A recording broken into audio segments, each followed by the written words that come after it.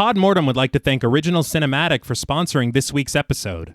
Original Cinematic is a production company that has made it their mission to create, produce, and promote films that are inclusive, honor women, promote the LGBTQIA+ community, and provide prominent positions and roles to POC actors and filmmakers, and promote the films of marginalized and underrepresented populations. These are all things that are extremely important to our podcast as well. Original Cinematic is proud to be a WGA signatory company, and they fully stand by the WGA and its members in their fight for extremely reasonable standards. Accordingly, they are not accepting scripts or treatment submissions at this time, but both William and Xxena Rush are available via email free of charge to discuss writing and provide input and resources to all aspiring writers. This information will be made available in the show notes. Ahead of the strike, William Rush has individually produced numerous projects including Coffee with Baba, Day by Day, They Slay, Before, Pack is Here, Abiquiu, The Winemaker, and Where Do You Draw the Line? 2 feature films, Group and Immersion, are slated for release this fall. Absolutely no picket lines will be crossed, and no collective bargaining agreements will be violated in the making of either of these films. And very generously, Original Cinematic is providing all Podmortem patrons with a special link to view these films. If arrangements can be made, they will even schedule a virtual or in-person screening for our patrons. We cannot thank Original Cinematic enough for their contribution to our show and the horror community as a whole. Now, back to our regularly scheduled program.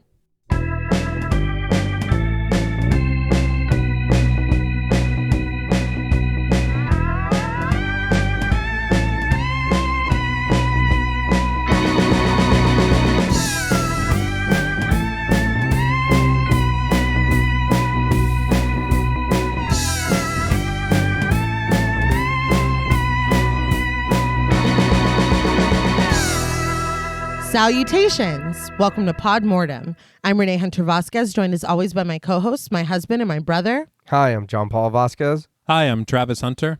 This week, we're recording live from a precarious ledge discussing the 1985 horror anthology, Cat's Eye. This film was directed by Lewis Teague and written by Stephen King. Cat's Eye features 2 entries from the Stephen King short story collection Night Shift and 1 original entry written just for the film. Interwoven with the frame story of a hero cat, the anthology is loosely connected, but each entry explores a different fear. Despite this, the film does not shy away from humor or camp, cementing it as a favorite in the genre of 80s anthologies for many horror fans. This film was suggested to us by friends of the show, TJ Bronson and Gory Bits. We want to thank them so much for their support as well as this suggestion. This film was also the winner of our August Patreon poll, so thank you to all of our patrons who participated and voted. If you want to help us pick an episode, join us over on the Patreon at patreon.com/thepodmortem. So, what did you guys think about Cat's Eye the first time you saw it? I think I was like 6, so I don't remember. But I did remember bits and pieces of the movie. Mm-hmm. So I hadn't seen this since I was small. And then watching it for the show, I remember the ending segment. Course. The beginning, I did remember bits and pieces once I got into it. But the middle, I remembered, like, I'm not even gonna lie to you, barely any of it. I don't know why, but like that, I don't remember a lot of it. But watching it, I did enjoy this movie. There was times when I was kind of confused, because I figured that I would like absolutely love this movie, Mm-hmm. and don't get me wrong, I do. I really enjoyed it, but if it was at times it felt a little weird. Like I don't know what it was, but if the tone was off for me, or if I was just receiving it wrong. But I did enjoy this movie. It's a fucking Stephen King anthology. Yeah. You know what I mean? What's not to love about it? I definitely remember watching this as a kid a lot. Mm-hmm. But it was never to the point of how much we watched Creepshow. Yeah. And so this one, it's special in its own way, but it doesn't reach that height for me. Okay. But there is a bit of nostalgia watching it and going back to watch it for the show. Mm-hmm. But I think that each segment is interesting. Yeah. I will say that the choice, and we talked about this a little bit this morning off mic, the choices of the stories in this anthology have really no connection at all in any way thematically. It's loose. Yeah. Because I was thinking about, and it's probably unfair to compare it to a film like Creepshow, where everything seems to flow a little bit better, but you're like, okay, so this one's going to be about smoking, and then a man has to walk on a ledge, and then maybe some kind of fight at the end of it, So it's just, I don't want to give away too much, but it's wild. Yeah.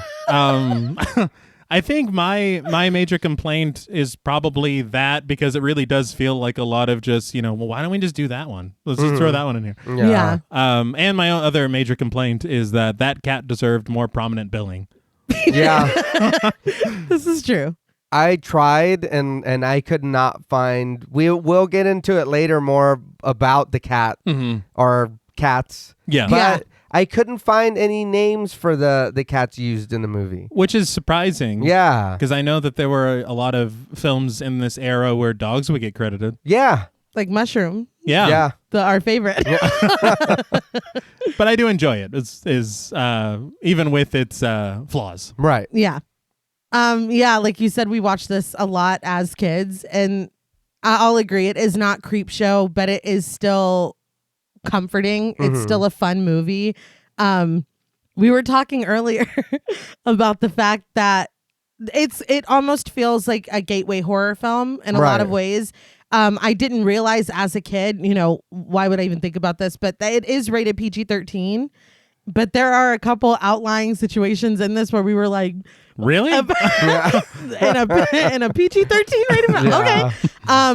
But I just think that it's a lot of fun. I think aside from, again, a couple outstanding situations, it could be a film to show, maybe not 2023 kids because that's fake or whatever, but it is a fun anthology to watch, like, as a family. I think I know that we did. And I just love Drew Barrymore. We got a little Drew Barrymore. She's so adorable. I love her. I just love her. And speaking of her, I did want to talk a little bit about how this even came to be.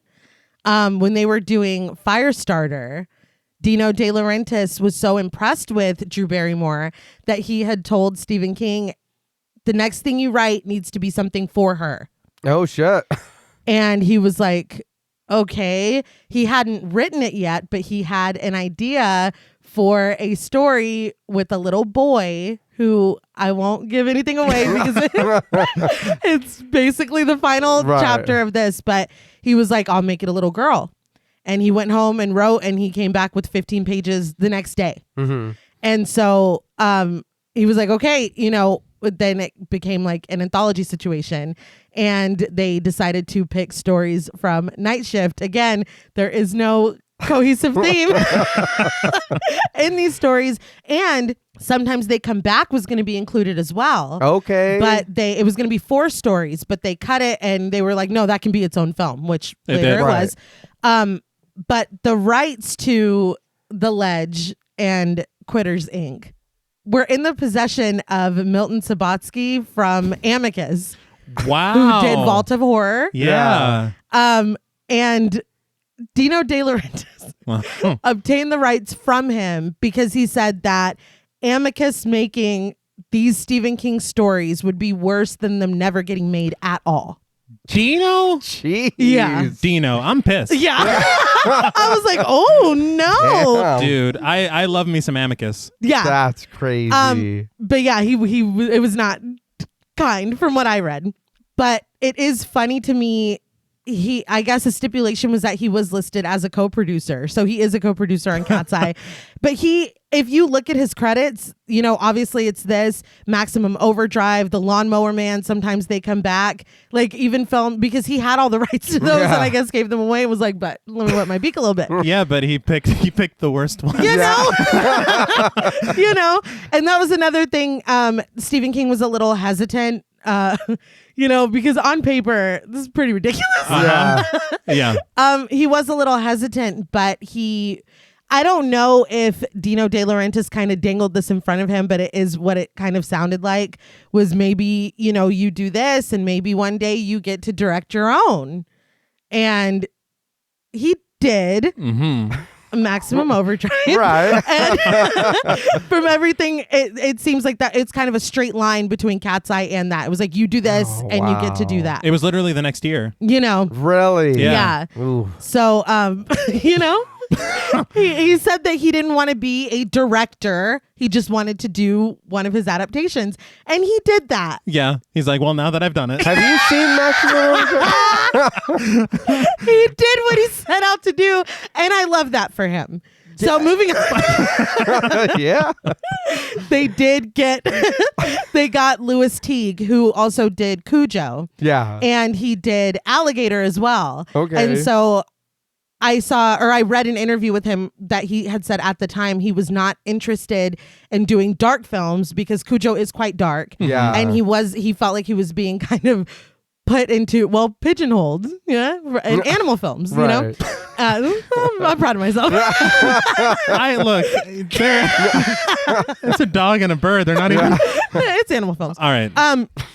And so he wasn't interested because again, you have, this is very, light on the horror, but it is billed as a horror anthology and it's called Cat's Eye. So I'm sure when it landed on his desk, he was like, I'm fine. Right. No. Wait, what is this? He's like, I just did the dog movie. Yeah. But he said that he read the script and felt like it was a lot of fun. I feel like he had a good time with the frame story, and there was a prologue that got cut. Okay. And it's pretty wild. He described it on commentary, and I was like, "That's ghastly. That's wild." I can't wait to hear this. You wanted to start the film? Yeah, I feel like we should wait till maybe the final story to talk about the prologue because it does tie in. Right. And John Paul, it's funny, before off mic, you had mentioned that the frame story isn't really a frame story. It's just the last story. Yeah. I'm like, that's true. It's the road to it. It is. I don't know what happened here. But it was just kind of interesting to see how this film got made because again, on paper, it's pretty wild. The way that the stories are strung together. It's very funny. And as a kid, I didn't really register. There's no theme here. Yeah. You're just watching it and there's a cat and it's cool and all this crazy shit's happening. But as an adult, I'm like, oh, y'all really just found but they found a way to do it. They found a way to weave them. Well, as an adult, it really does feel like, I guess we could do the ledge. Yeah. I mean, I guess that could fit. Well, sure. We got the rights to the ledge. Let's do it. Now, before we steal this film's breath, we would like to issue a warning for spoilers. Podmortem is a very in-depth podcast, and in thoroughly discussing horror films, we have no choice but to spoil a thing or two. If you don't wish to be spoiled, please go watch the film, then come back and enjoy the show. If you've already seen the film or don't care about spoilers, then let's take a smoke break. The film opens on an extreme close-up of a cat's closed eye. Has there ever been a better opening sequence? Never. The answer is no. No. A heart beats rhythmically as tense music plays, and we get the words Stephen King's, and once it goes away, the cat's eye opens, huge and green. In front of it in white text, we get the title, Cat's Eye, and then we zoom in on the eye. On the cat's eye. Yes. On the cat's eye. I don't know why, but the double possessive is really kind of funny to me. This is Stephen King's cat's eye. Yeah. And I will say that as the credits continue, it says cast in order of appearance. Mm-hmm. And I was very upset that it wasn't like Whiskers or Yeah. like he gets nothing. I went looking, but I mean, we'll talk about the cat situation in a second. But in a neighborhood, a tabby tomcat runs along a brick wall.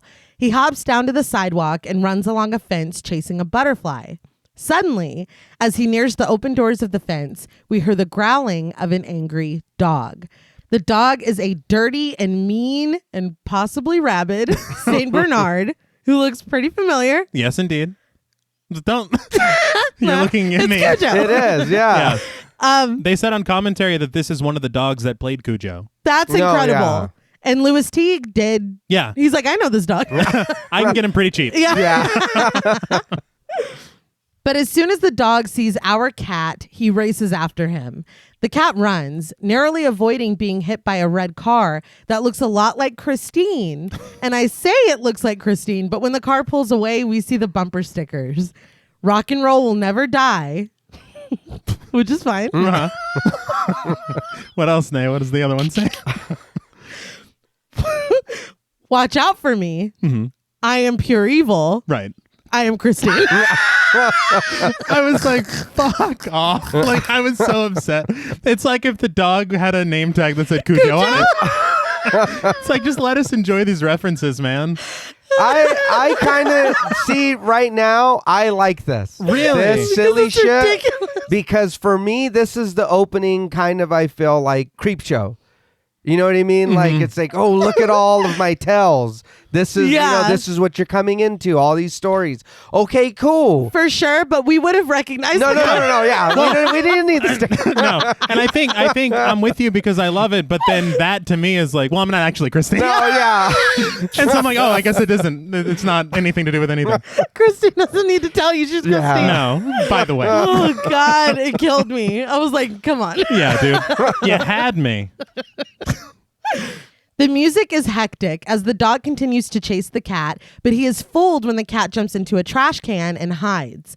The dog continues running and searching, but when the cat thinks it's safe to come out and continue to run, the dog sees him and the chase ensues again. The cat checking to see if the coast was clear. That was amazing. This is like some of the most adorable things I've ever seen. It is. It's pretty funny. I did read that for the cat, 12 cats were used. That's wild. And that they reinforced, like, if the cat was doing what they wanted it to do, they gave it treats. And then the cat would get full and stop performing because it was like, I don't fucking need you anymore. And so they would just swap it out with They talked about that on commentary because they were saying how much easier it is to work with dogs. Right. They say dogs perform to kind of gain the approval of. Yeah. But the cat's like, I'm going to do whatever I Cats want. don't give a fuck. I'm full. Yeah. So get another fucking cat. I'm not prancing on this wall. It's just not fucking. I'm not checking to see if the coast is. I will not chase a butterfly without a treat in my mouth. I will say though, the guy responsible for it, Carl Lewis Miller, he did a really good job with all 12 cats. Yes. Anybody helping him too, because cats, if cat's owner, cats do whatever the fuck they want. So them having a team, or even just him being able to do that and wrangle these cats and get them to kind of follow command, even with just the snacks. Yeah. That's got to be tough work. Yeah. Because a cat doesn't give a shit. No, and he had a lot of experience. Yeah. He did Babe and Bruce Almighty. That's wild. Oh, yeah. shit. I forgot there were animals in that, right? Yeah, me too. Yeah, like completely. Yeah, I was like, That's okay, hilarious. this is Jim Carrey in the city. Yeah. Oh, no, there is animals. In the city. In the city. But the cat hides under an overturned boat. And when the dog can't quite get to him, he runs through the other side into a nearby tobacco distribution warehouse. Men load up a truck and the dog gets wise just as it drives away. Cujo looks confused, peering at the boxes left behind, but we see that our cat made it out safe and sound in the back of the truck. The music is triumphant and then playful as the truck continues over a bridge and down a street. As soon as someone opens the door to unload, he runs out. I will say, when we get to talk about the prologue later, this cat's already had a day. Like, Yeah. So it's just wild that he's like, he's like trying to get his mind right. He's like, oh shit! And he's got to run from this. He was decompressing, chasing that butterfly. Yes. That is heartbreaking. He was trying to ground himself. Yeah. You did mention a triumphant theme, which comes into play a lot later. Oh my yeah. God. John Paul mentioned it and I can't. I couldn't stop laughing doing the script. No, it's a lot. But I did want to talk about the composer of the film. Okay. Who we talk about quite often on this show. Alan Silvestri. Okay. He is known for working a lot with Zemeckis and Spielberg. All right. We talked about him on Death Becomes Her, of course. We talked about him, I think. Didn't he do What Lies Beneath as well? Yeah, I think so. And I think he scored Identity. Okay. Love it. But they got him fairly early in his career for Cat's Eye. Okay. And so he was a lot cheaper than if they had gotten him, because I think he did Back to the Future after Yeah. this. Really? Yeah. And I think that's when it kind of was like, yeah. You're Alan Silvestri. Yeah.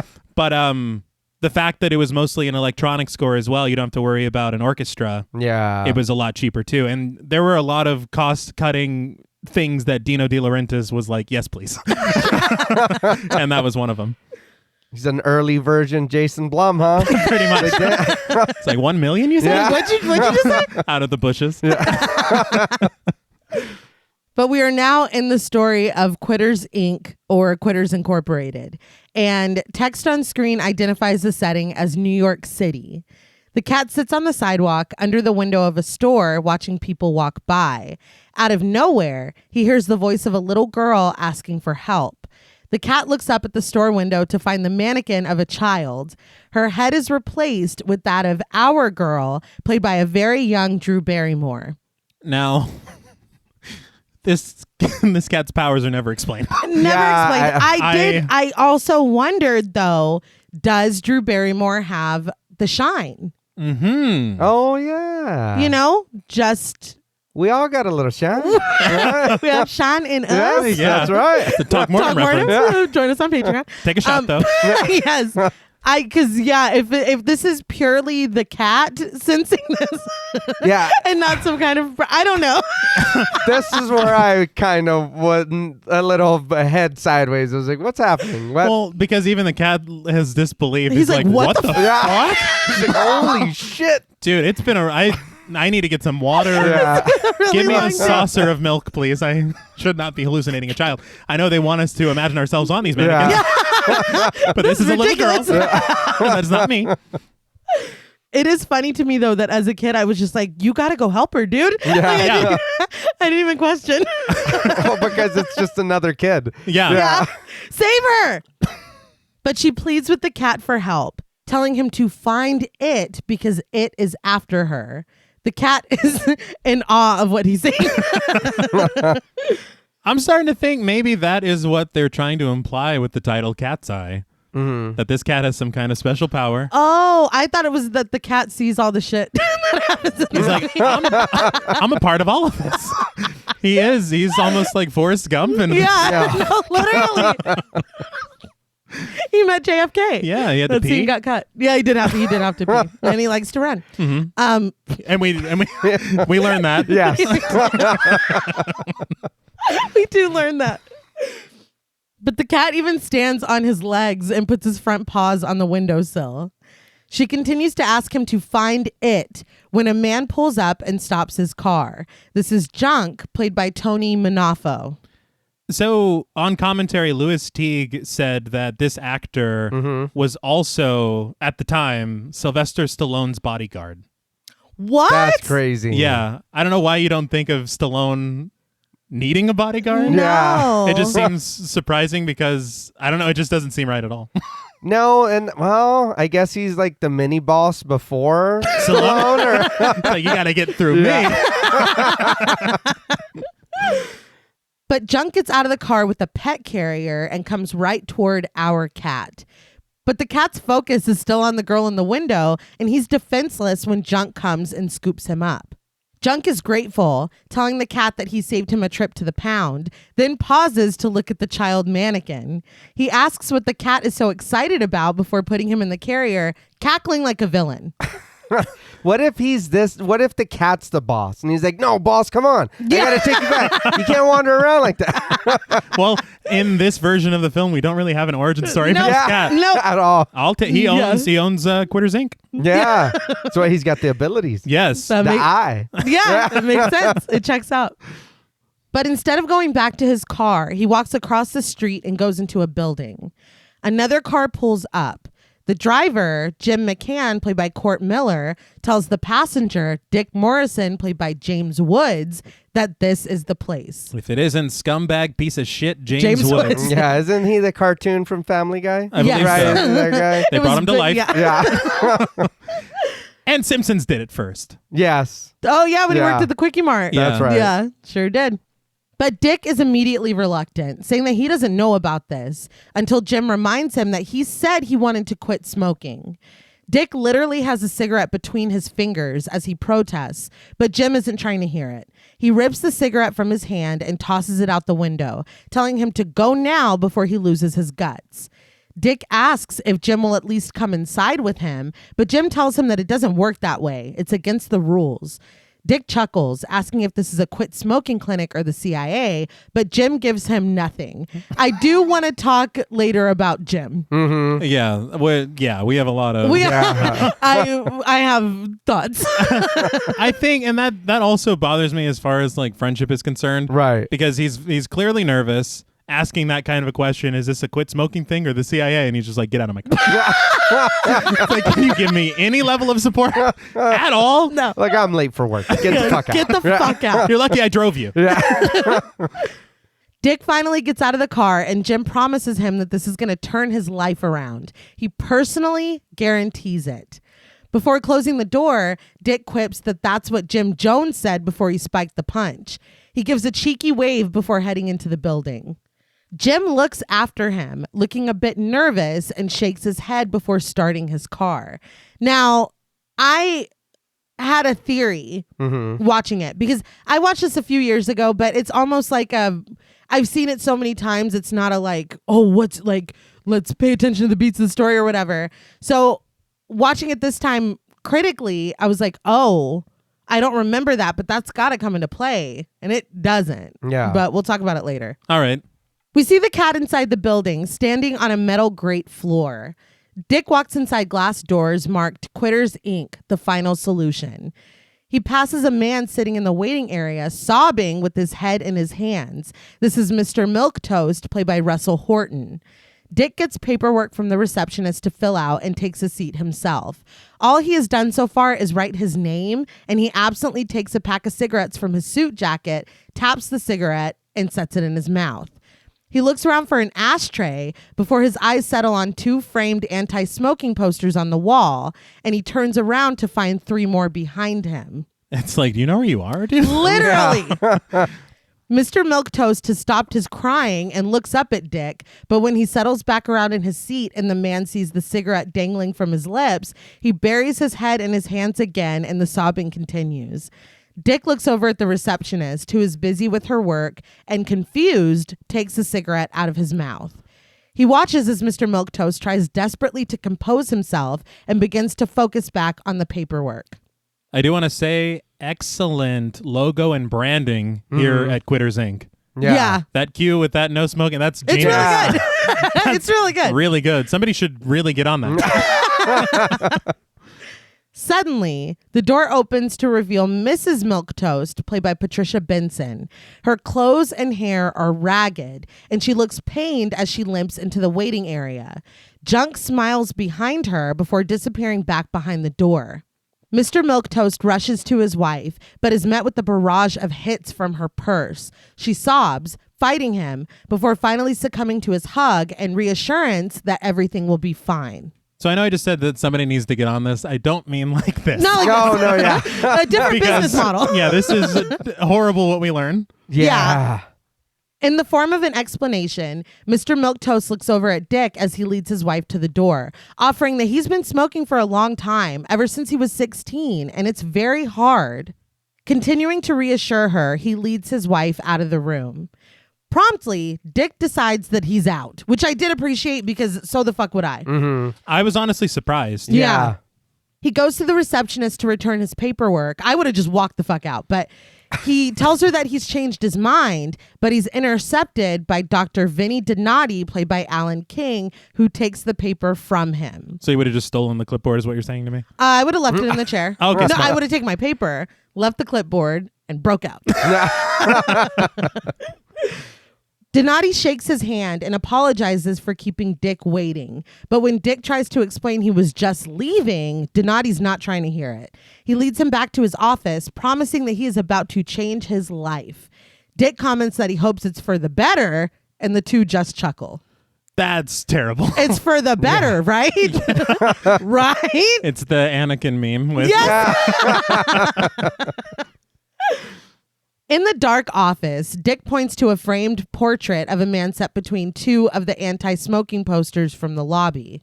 Donati doesn't pay this any mind and tells Dick to take a seat as he opens his blinds, letting in sunlight. He sits down at his desk across from Dick and looks over the paper he filled out.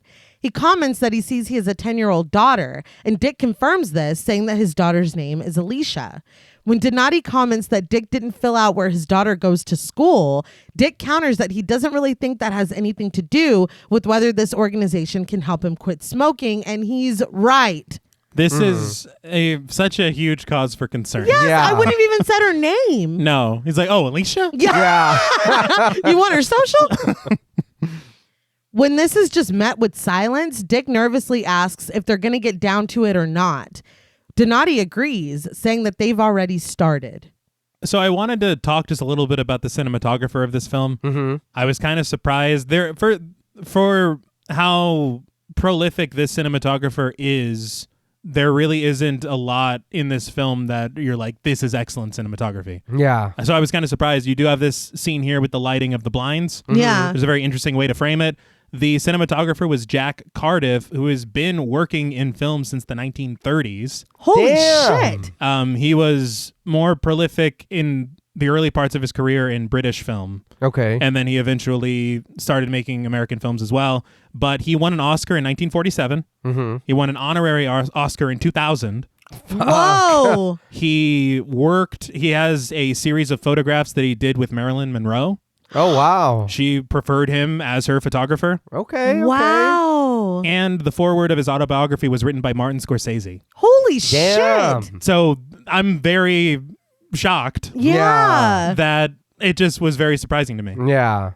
That's all that, and then Yeah. And then we're like, well, the shot with the blinds looks good.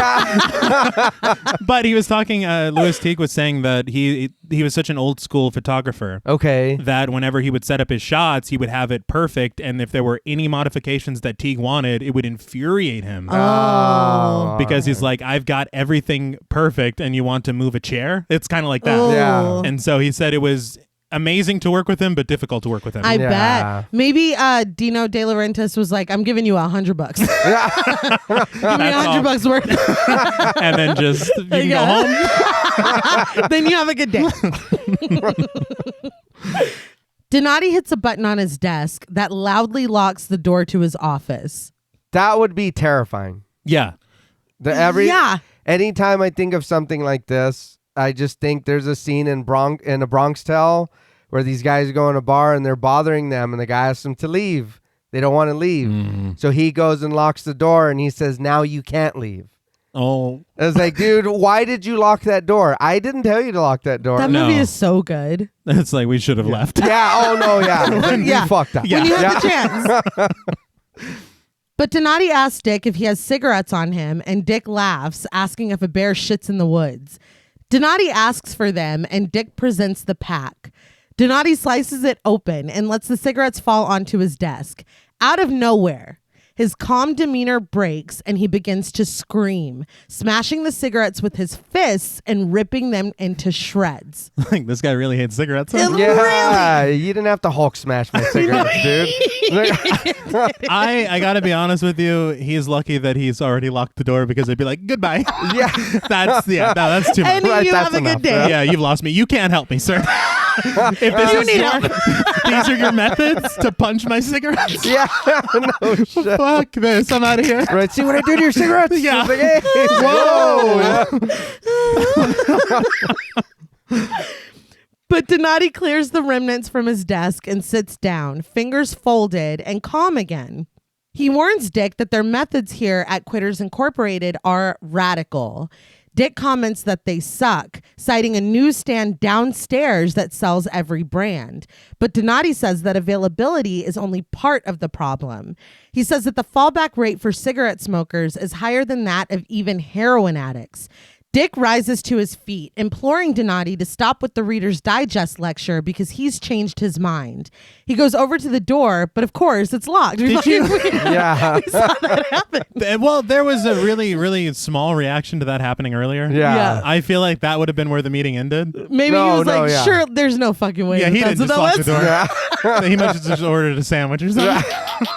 That must be what that button does. But where is the sandwich? Yeah. I'm going to get out of here. The door's locked. And he go get that sanger first. Yeah. Let me help you out. Now you said on rye? He continues trying to open the door and asks Donati to unlock it, but Donati ignores him. He tells Dick that he's got a hell of a problem, but Quitters Incorporated has developed a hell of a solution. Dick threatens that they're going to develop a hell of a problem with his lawyer if he doesn't open the door. Donati keeps his composure as he rises to his feet. He tells Dick to relax because he has something that might interest him. He takes a controller and presses a button, opening the curtains on the wall. Inside, through the glass window that appears, is the cat in the room with the metal grate floors and steel walls, eating out of a bowl. So honestly, I'd be like, yeah, I am interested. Yeah. A cat? Why didn't you say that when I got in here? Should have led with the cat. Yeah. No. Putting on a magician's act, Donati tells him that he'll notice there's nothing up his sleeves, and at no time does his hand leave his wrist. He presses a button on the controller and Twist and Shout begins to play. As soon as the music starts, the cat jumps in fear. Donati explains that the music is part of the cat's conditioning. He invites the cat to boogie down, and electric sparks begin to fly from the metal floor. The cat jumps up every time its paws hit the floor. He is shocked again and again, bouncing up and down and hitting the walls.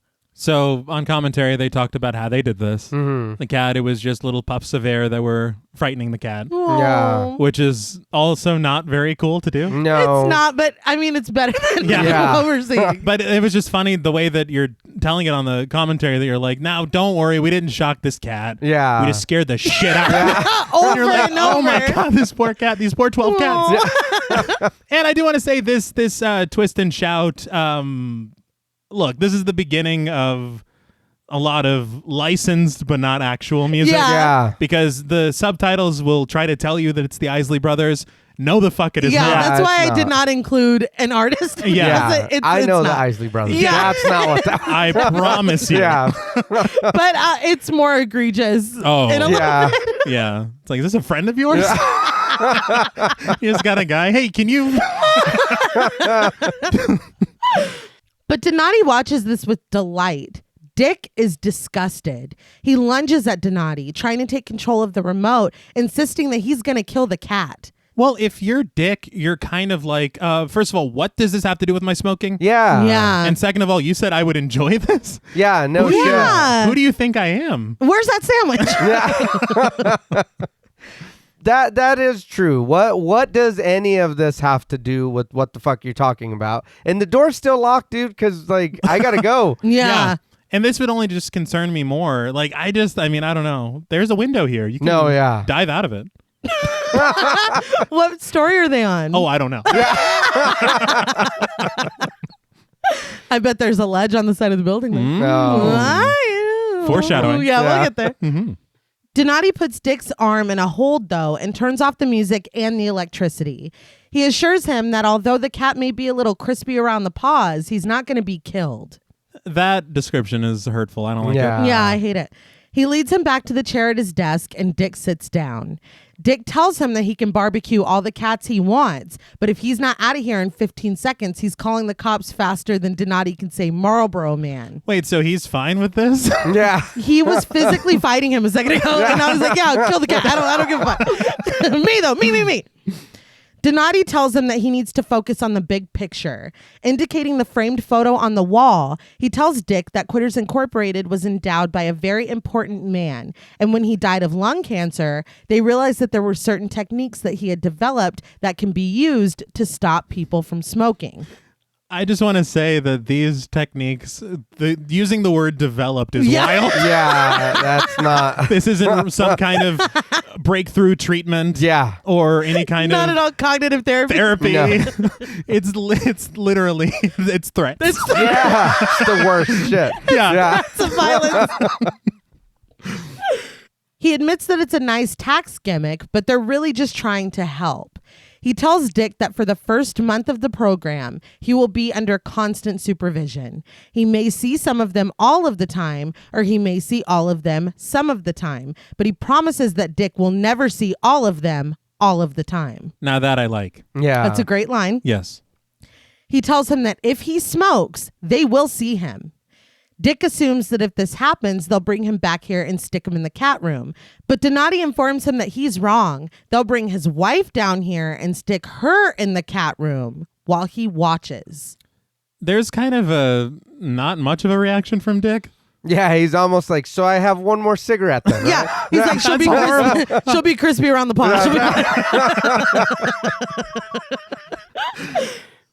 That night, with the drink, Dick watches The Dead Zone.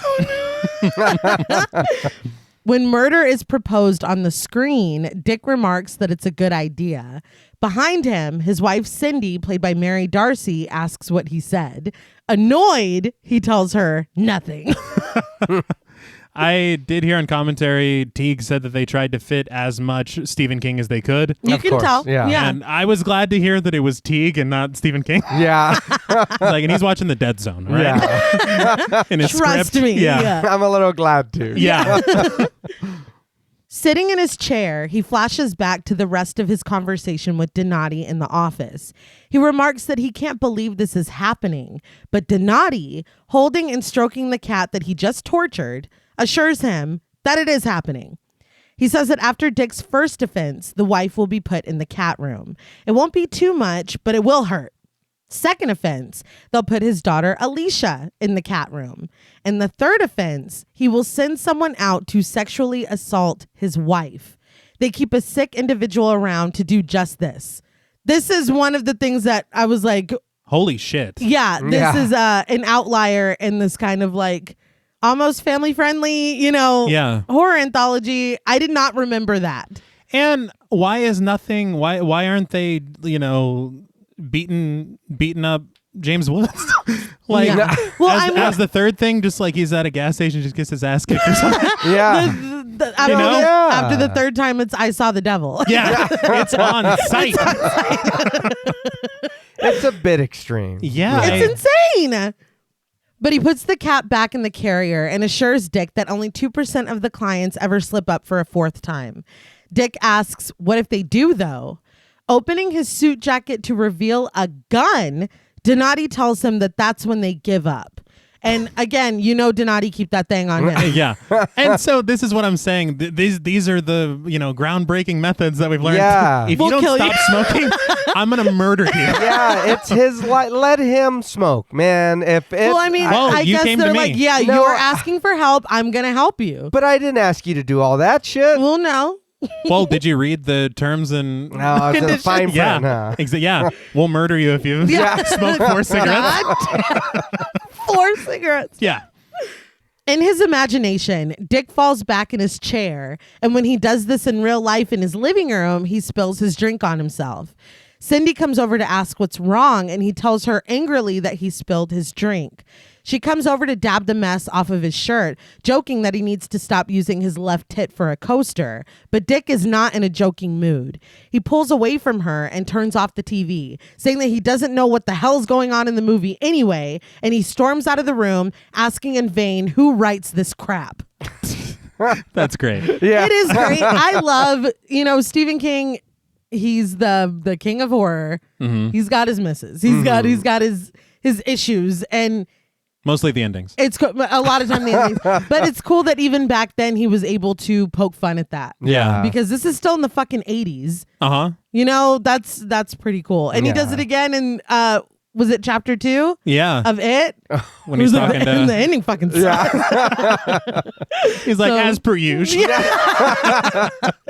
It's so funny because I would just be crying under my desk, but he's like, look, I know it's Yeah. It's like, I'm just trying to move on to the next book. When you have 50 ideas a year, you got Yeah, no shit. literally. But Cindy follows him into the kitchen, and as he rummages through the fridge, she asks him what's wrong because he's a bear tonight. He tells her nothing's wrong before quickly admitting that everything is wrong and that he quit smoking today. She asks if this was a decision that he made 5 minutes ago, and he says since 2:45 this afternoon. She's in disbelief that he's not had a cigarette in 6 hours, but he corrects her. 6 hours and 23 minutes. He's like, can you move? I'm trying to get some ice cream. Say I'm trading one vice for another. Yes, as one does. But he takes the ice cream out of the freezer. She asks just what made him decide to quit smoking, and he tells her honestly that he's doing it for her and Alicia. She tells him that this is the sweetest thing she's ever heard, and even if he doesn't make it, they both thank him. Eating his ice cream, Dick tells her that he thinks he will make it. So this is fucked up. I reread the stories in Night Shift as well, and even in the story, she's like, "Oh, you'll quit by this afternoon, or you'll give up by this afternoon." Yeah. Why are you doing that? Like, you know, why are you doing that? That's mean. Being Yeah. a supportive spouse. Yeah, I quit smoking. Bullshit. Like, dude, And you'll have a cigarette in your mouth after dinner. I will say, as someone who used to smoke, and I know you did too, babe, for a long time, it is hard to quit. But once you quit, that's the best thing in the fucking world. Like, it is. So if somebody that you care about is like, look, I've made this decision in part for you and our child. Yeah. It's like, what? Whatever. well, Dick doesn't seem like he's gonna give up. You know what I mean? The but things he still, likes. even No. if you're like, you know, skeptical, Right. No, yeah. encourage them. Yes, I thought that was Yeah. really mean. And her little like Betty Draper dresses, she seemed so sweet, but I Yeah. thought that was Well, she very was like, rude. "You're dead" or whatever. Yeah. I didn't even want to say it.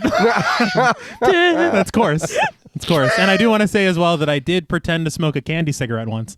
So I also fit in. Right, I know. I want to fit in with the group. It's hard. It's really difficult. And then you got to unwrap it and then chew it. Right? Everybody else knows what that's like. The hardest part of quitting is when you have to punch all your cigarettes. Yeah. All the ones you have left. But if you go to Quitters Inc., then Ani will do it for They'll you. do it for you. That's the hardest You part. don't have to worry about anything. We'll take it from here. That night, as rain pelts the bedroom window and thunder cracks, Dick lays awake under his wife's sleeping arm. We pan over to the clock to see that it's 3:17 a.m., and Dick looks miserable. He lifts Cindy's arm off of him so that he can creep downstairs. He peers around his own home, briefly illuminated by flashes of lightning as he heads down the stairs. He starts to go back up, but follows through with his plan and goes the rest of the way down, looking in every conceivable corner for watching eyes. When he gets to the first floor, he screams when he sees his own reflection in a mirror. That's guilt. Yeah. Oh, yeah. That out of the way, he tiptoes into his office. After looking through the drawers, ignoring the smiling faces of his wife and daughter looking out at him from a framed photo, he comes back up with an abandoned pack of cigarettes. Looking around guiltily, he puts a cigarette in his mouth and strikes a match. Just before he can put the flame to the end of the cigarette, he hears movement in the closet. I just want to say, after what Donati said with that really cool and really terrifying line, Yeah. he has picked the dumbest area to smoke. Now, I will admit, I thought this scene was going to go a lot differently because he's smoking next to a window with the blinds open. Yeah. Yeah. And so I thought it was just going to be a man outside in the rain and he's just like taking note. Yeah. Homer Simpson's back into Yeah. the bushes. Yeah, instead it is hilarious. Yeah. A heartbeat thuds as he arms himself with an umbrella and goes to investigate. The unlit cigarette still in his mouth, he flings the door wide, and when a golf bag falls down, he yells and strikes it. He starts to walk away, tossing the umbrella back into the closet behind him, but he stops when someone inside audibly groans. But doesn't make their presence known. No. No. It's like, oh. He takes it pretty hard.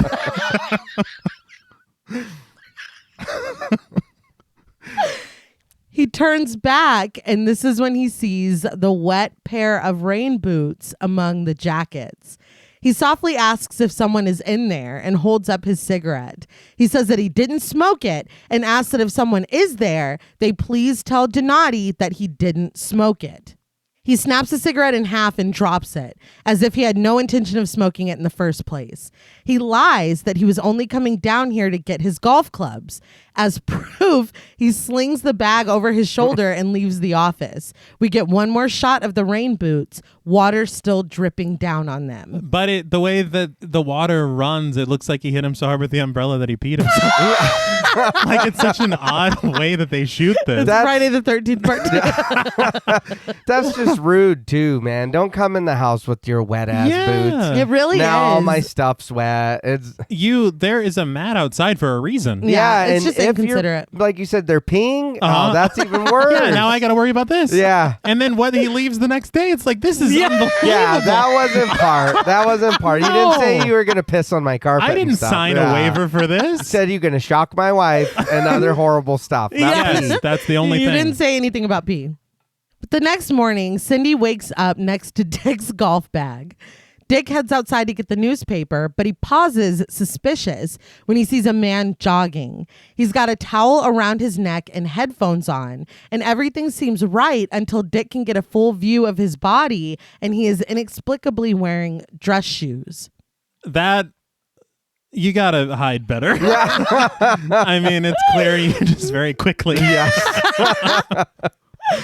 Confused, Dick goes back inside. He goes into his office and rips the closet doors open. The rain boots from the night before are gone. He sticks his umbrella through the hanging coats, but there is no one there. When he picks up the broken cigarette that he dropped on the ground last night, he notices muddy shoe prints leading out of the room, which again is rude. Just no discretion. Yeah, they look more dusty than muddy. That was, It's like, so the mummy was watching. you last yeah. night. And honestly, what does Dick think? He puts the umbrella in the thing. You think he's got an 8-hour shift in the closet? Yeah. Like, he's not going to be there still. It's like, hey, do I smell coffee? Is there coffee Right, for me? I was assigned to you. I didn't know either that I was going to be following you all the time. Yeah. And dude, that hurt last night. Yeah. That was bad. You got to be more careful, man. We told you we'd be watching you. When Cindy comes in to ask if he wants coffee, he screams, and she takes that as a yes. She leaves, and as he throws away the broken cigarette, he tosses the pack away, muttering, "Talk about aversion therapy." And I would take that as a no. He's clearly had enough coffee this morning. Yeah. As he leaves the room, he promises that's it. We linger on a photo of Cindy and Alicia, played by Drew Barrymore. Now, I will say, and we were talking off mic, that the costume designer didn't really. I mean, I don't know why. It's like they're trying to hide the fact that this is also Drew Barrymore when it's clear that she's doing the Karen Black treatment of being in every segment. Yes. I was just so confused as to this costume. No, it's hilarious. And when we see her, we were about to see her in person in a minute, and something about this made it even funnier to me. I'll tell you. Okay. But later, Dick pulls up to the St. Stephen's School for the Exceptional. St. Stephen. Well, yeah. I hope that was Teague's idea. The children are playing outside, and we see Alicia, who, which is what made me laugh, is in the exact same dress from the photo we just saw. Well, we took that photo this morning. Yeah, clearly. As soon as she spots her father, she calls out, "Daddy," and runs to him excitedly. He picks her up and spins her before leading her to his car, instructing her to close her eyes tight so she doesn't spoil the surprise. Finally, he tells her that she can open them, and he presents her with her very own Cabbage Patch doll named Norma Jean. I got to be honest, man. I don't know how the hell these things caught on. Mm-hmm. These are the ugliest things I've They're ever seen hideous. in my life. I loved mine. Oh, no. The version that I loved was the Garbage Pail Kids. Oh, God. That's even worse. Oh, they were terrible looking. There was a movie and everything. I've seen clips of that movie online. I will never subject myself to such a thing. Right, shout out to my older people. Like, you know what I'm talking about. You know what it is. But you're disgusted by the doll. Alicia's thrilled. Yes. Good for her. Yeah. And Dick tells her that he got it for her because he loves her. She hugs him, and this is when he notices Donati just standing there and watching them. I thought he was like the CEO. He's out here making house calls. Yeah. Well, he's like, look, I want to be clear about a few things right fucking now. Yeah. There's a few things, especially after last night, we need to iron out. Yeah. Right. That was me. Yeah. My stomach fucking hurts. He gives Alicia Norma Jean and her adoption papers and sends her back to class with the nun that is leading the kids away from recess. Donati approaches and comments that Dick really loves her a lot. Dick fires back that one of his men was in his closet last night, and Donati's like, Really? He admits that is possible and reminds him that he promised constant supervision for the first month, which he did. Yeah. Dick gets in his car, calling Donati a son of a bitch, and Donati agrees that this is true. But it takes a son of a bitch to beat the habit. He says that people that can't turn into sons of bitches on their own come to them, and they deliver and give them what they need. Dick tells him adamantly that he did not smoke, no matter what was reported back to Donati. But Donati knows that he didn't. He tells him that if he had smoked, he wouldn't be here right now. God damn. That's rough. He'd be in his office watching his wife hop around that little room. He reminds him that he loves his wife and kid, which is unfashionable, but useful. So you couldn't love your family in the 80s? I thought... It's not cool. It makes so much sense now. He tells Dick that he thinks he's going to make it, but that they will be watching him. Without another word, Dick pulls away and drives off as a cover of Every Breath You Take by the Police begins to play. Clearly a cover. Yeah. It's like karaoke. Yeah. It's like they just filmed the audio one night, or filmed the audio. They recorded the audio. I'm so flabbergasted at the quality of this cover that I just had to... You don't know words anymore. I don't know what I'm even saying. But I did read that what happened was, we'll get to what we see. Okay. Because it's important with the story of why this song is the way it is. All right. It continues as we go to a party in the next scene. Everyone is drinking and happy, and the air is thick with cigarette smoke. We see people enjoying their cigars and cigarettes before we find Cindy being served hors d'oeuvres by a child. Yeah, I don't know what's going on. Yeah. Next to her is Dick, who is having a conversation with drunk businessman played by James Rebhorn. This dude, character actor. Oh, yeah. Yeah. I remember him. He was in the finale of Seinfeld. Okay. I think he was the opposing counsel. He sure was. Yes, he was. He does a lot of stuff. He was in Independence Day, Son of a Woman, Meet the Fockers, yeah. Oh, yeah, when he was like, nice job, fucker, Yeah. whatever. I think that was Meet the Parents. But Meet the Parents. There you go. He was, He's like, you don't get to call me that. Talented Mr. Ripley. Yes. Oh, I love Talented Mr. Ripley. That was a wild movie. Yeah. It was so good. Philip Seymour Hoffman. Oh, yeah. He's great. Yeah. Rest in peace. Yeah. He walks away from the group, the businessman following him and loudly telling a story. Dick is distracted, though, when he looks back at the couch where Cindy sits talking. The man she is talking to leans his head back on the couch and with supernatural lungs lets out an endless stream of cigarette smoke into the air. As the businessman snidely tells Dick that P.T. Barnum was right, there's a sucker born every minute, Dick notices a framed photo on the wall of the man from Quitters Incorporated. His eyes in the painting shift toward Dick. He has a cigarette in his mouth and smoke shoots from both nostrils. It's like he's a bull. Yeah. The businessman fights to get Dick's attention, and Dick apologizes, saying that he's just tired. The businessman is smoking and offers Dick a cigarette, and Dick almost takes it out of habit, but forcefully says no, that he quit. The businessman literally laughs in his face at this, but Dick insists that he did 2 weeks ago. So he's made it 2 weeks. Yeah. So 2 weeks left of this constant supervision. Mm-hmm. Yeah. Dick looks around the party and notices small children smoking as the businessman tells him dismissively that 2 weeks, 2 months, 2 years doesn't matter. A big presentation comes along and he'll be right back on it. 2 dancing cigarette packs All right. come flaunting themselves through the party. The party goers have cigarettes sticking out of their mouths, their ears, their noses. A man comes by with a tray of deviled eggs arranged in a face with a pickle nose, parsley mustache, and carrot mouth. Eyes on the deviled eggs move back and forth. Several cigarettes between his fingers now. The businessman invites Dick to have a cigarette. He brings them all to his mouth and takes a drag, smoke shooting in streams out of his ears. Dick politely refuses, but the businessman is holding a giant cigarette out of a giant pack now.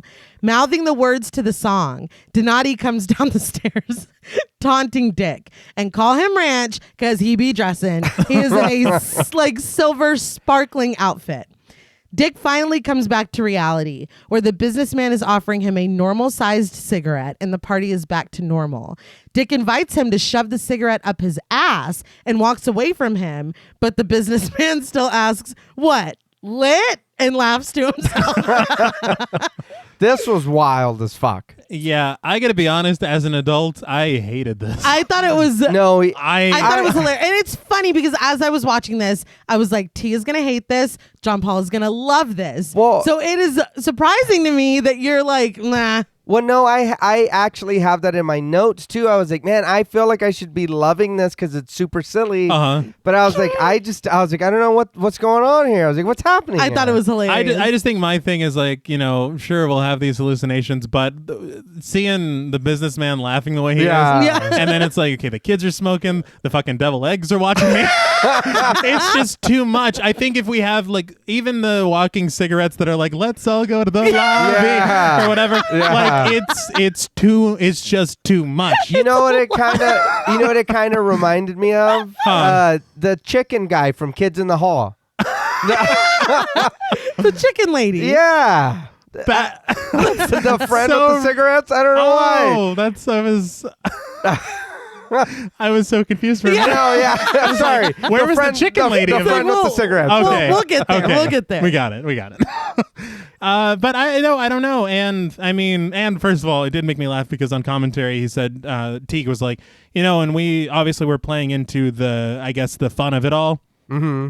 Instead of the horror of it, which is true and clear. Yeah. But he said, and we had to capture everything in camera. I was like, that smoke from Donati's mouth. Yeah, stop that. That was not in. There's no way, unless you just filmed some smoke and then laid it over. Yeah. But I mean, I don't know. And the thing that I wanted to talk about with the song. Mm-hmm. Have we gotten to the song yet? Or the song's been playing this entire time. Okay, that's right.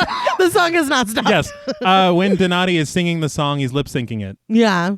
So here's the story. I mean, he's doing his best. He's trying. Yeah, it's hard to lip sync to Sting and then not get Sting. Yeah. So here's what happened. They shot this with the real song playing. They shot it to the real song, almost like music video style. Okay. And they give the dailies to Dino De Laurentiis. And they tell him, we're obviously wanting to use this song for the thing because it makes perfect sense. Yeah. And the lyrics do make perfect sense. Yeah. But Donati's singing to it. And what they don't tell Dino De Laurentiis is that they've filmed two versions of Donati coming down the stairs. One with him lip syncing to the song, one with him not doing it.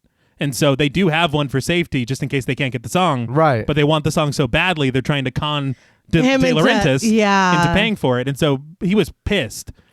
And then he finds out, he's like, oh, you're telling me that we can license the song because the police are asking for too much money. Yeah. And that's why we have this whatever version of this he's song. like, I got $100. Yeah. No, Dino's like, I'll sing it. Yeah. They're after the shoot. They're sitting there playing around. Yeah. Leave it rolling. That's fine. Yeah. Let's see how this goes. You guys pay attention. We cut to Dick sitting in his car, stuck in traffic as the bridge is raised so a boat can pass. He's listening to music, but the tape breaks, causing the music to distort and stop. And when he pulls the cassette out, the tape is coming out of it. That's the worst shit. Yeah. So back in the day, we had things called cassettes. And cassette tapes. Yes. We didn't have iTunes. Right. There was no Spotify. Yeah. And if this happened and you didn't have like a pencil or something put in there, that should take forever. Yeah. But Dick opens his glove compartment to find another cassette, but a bunch of maps fall out, along with a pack of cigarettes. Now, at this time, we did not have Google Maps. It's like, what the fuck is happening in the scene? Dick is visibly shaken just by the sight of the cigarettes, but he does take a look around. In the convertible next to him, the driver makes out with his passenger. In the car in front of him, two children are pummeling each other with pillows. He sticks a piece of gum in his mouth, but slyly checks his rearview mirror. You can see what he's thinking. Yeah. Yes. He even sticks his head out of the window to look around more. The music grows tense as he slides on his sunglasses and dips down out of view of the windows. I love that the sunglasses were part of the plan. Yeah. It's already done. I just want to say, with this is again the worst. Yeah. You know that there was a man in your closet. Yeah. Yeah. You don't think that you start smoking and a dude's gonna pop up in your backseat? Yeah. No, literally. Like, seriously. Yeah. The urge is a motherfucker, man. But Well, that's what, because Teague had said that every entry is about a fear, and this was the fear of addiction. okay. So like I get that, and it is kind of an outlier. Stephen King writes a lot about smoking. Mm-hmm. My namesake, Blood and Smoke, that collection. Collection. It's a big thing. Mm-hmm. So I mean, I get the compulsion and the temptation. But yeah, dude, a man was in your closet. Yeah. I just imagine you light up and then Frank Reynolds comes out of your, No, literally. your backseat. Out of the cover. Yeah. It's just clearly an outline of a man. And he's like looking over his shoulder. I feel like he should have purged everything. When he got rid of the cigarettes in the drawer, he should have checked the glove box. He should have checked in his office. Like he just everything. Yeah. Remove the temptation. You got to have discipline, man. I haven't smoked in I don't know how long, and I'll be a liar to say if every now and then when I smell it, there isn't a a cigarette does sound nice. And I'll be a liar. Well, I'm just saying if I'm like, no, I don't. Well, I'm saying if I'm like, I never want to smoke again. No, if I smell it, sometimes the urge, even if it's a tiny one. Even all these years later. Yeah, even these years. Fuck, I haven't smoked since Jackson was born. Probably before. Yeah. Well, I would hope that if the threat was that they're going to put me in a cat room, that. Well, no, I'm just saying in general. Quitting smoking is. One free cigarette. She'll be all right. She'll be all right. Still peering around guiltily, he takes a cigarette out of the pack. In front of the cars, the bridge is being put back down, but we see a cloud of smoke float up in Dick's car. That's a lot. Yeah. Dick waves the cloud away, but continues smoking, leaned down in the seat. He laughs to himself, having committed the perfect crime, but he's startled when the truck behind him honks. When he raises his head back up, everyone has driven off in front of him, and he puts the cigarette in his mouth again in full view of everyone. But he freezes when he locks eyes with the driver of the convertible next to him. The makeout session is over, and we see now that it is junk. That was hilarious. With a big smile, he tips his hat to Dick and speeds off, which I really felt like was insult to injury. He's like, you know where I'm going. Yeah.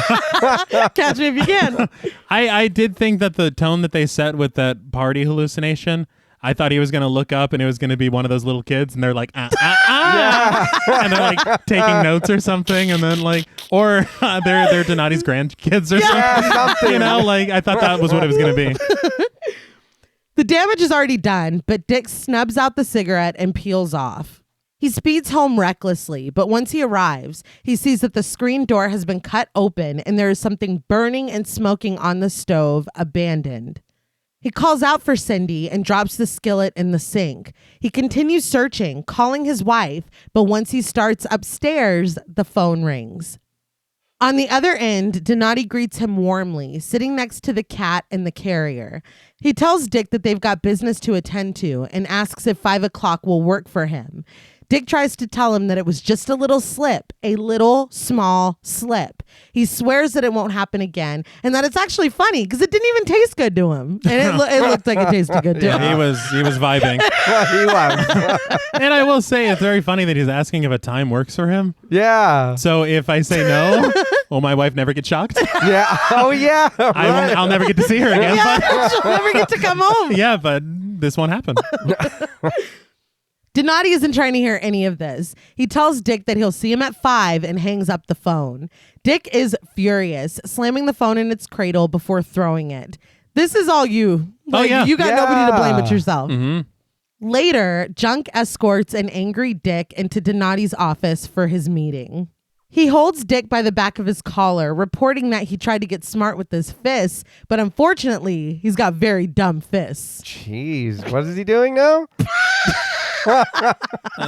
Can't we leave this a couple weeks ago? I thought we were with X Yeah, there's no need to lapse into quorum today. You put dick and beat fist and junk. It's dude, I've been trying my fucking best to hold it together. Who wrote this crap?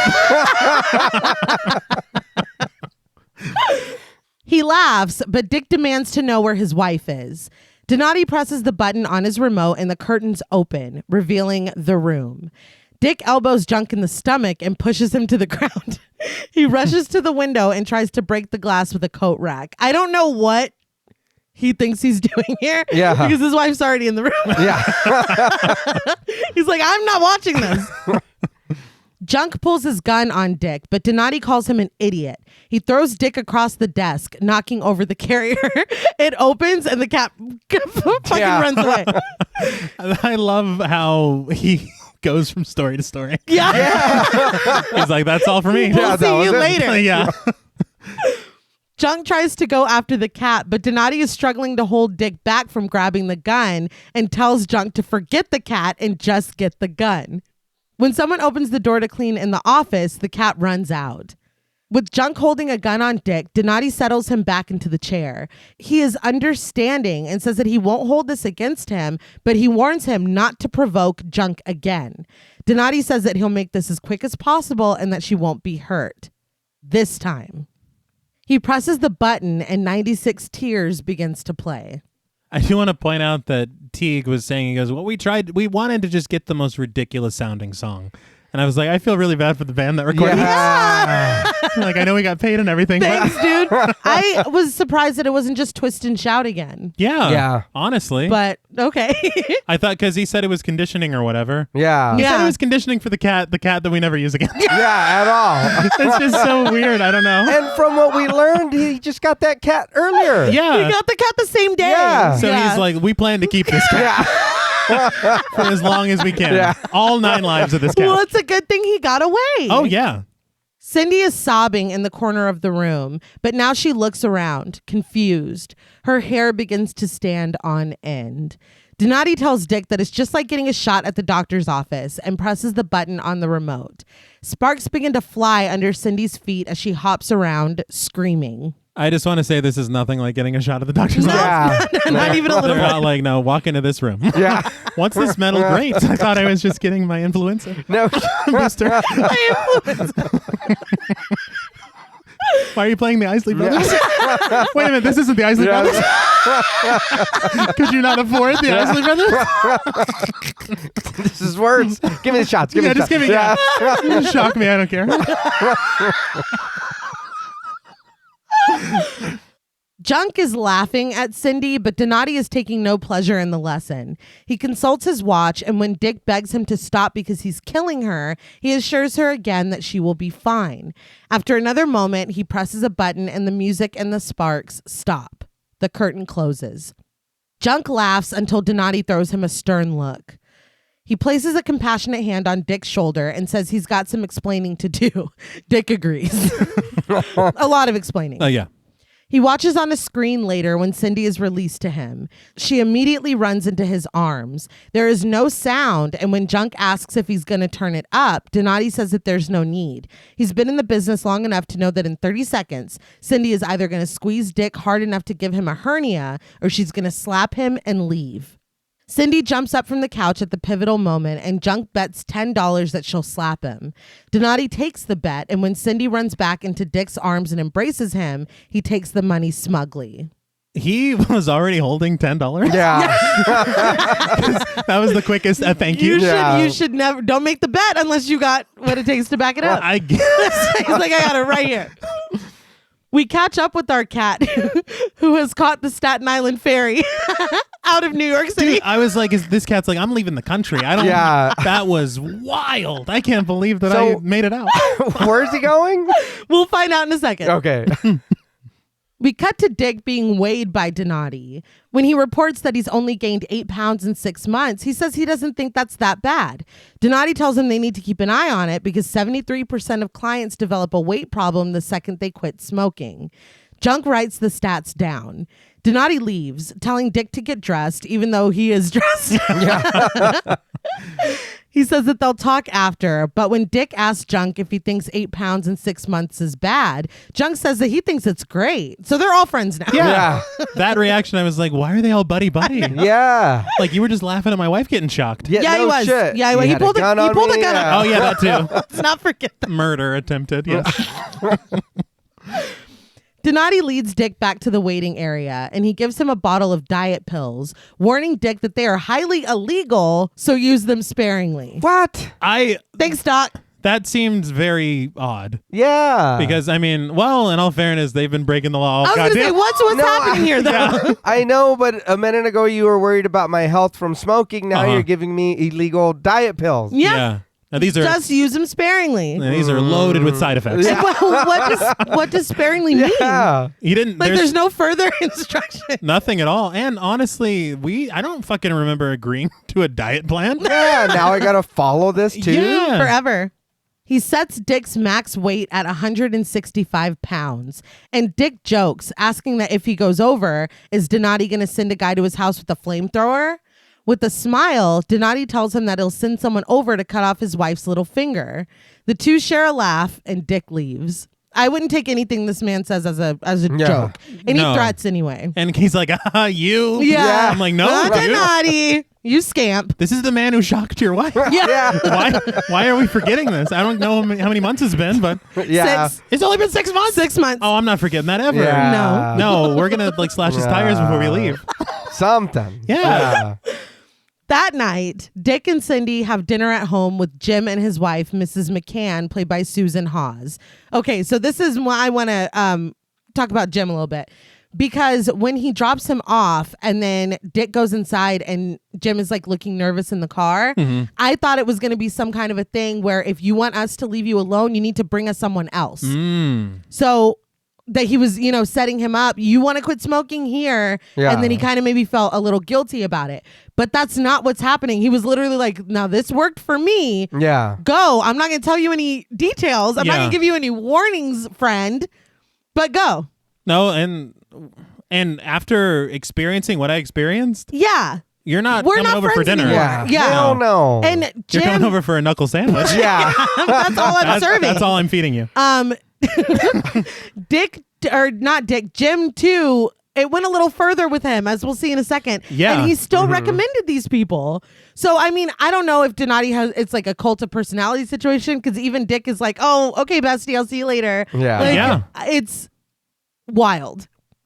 I went off on a thing, but the next thing I wrote was, I would never talk to this man again. Well, I mean, really? Yeah. Dick raises a toast to Quitters Incorporated. He clinks glasses with Jim, who agrees, then with his wife, who also agrees. When he turns his attention to Mrs. McCann, she is reluctant, but then finally also raises her glass to Quitters Incorporated.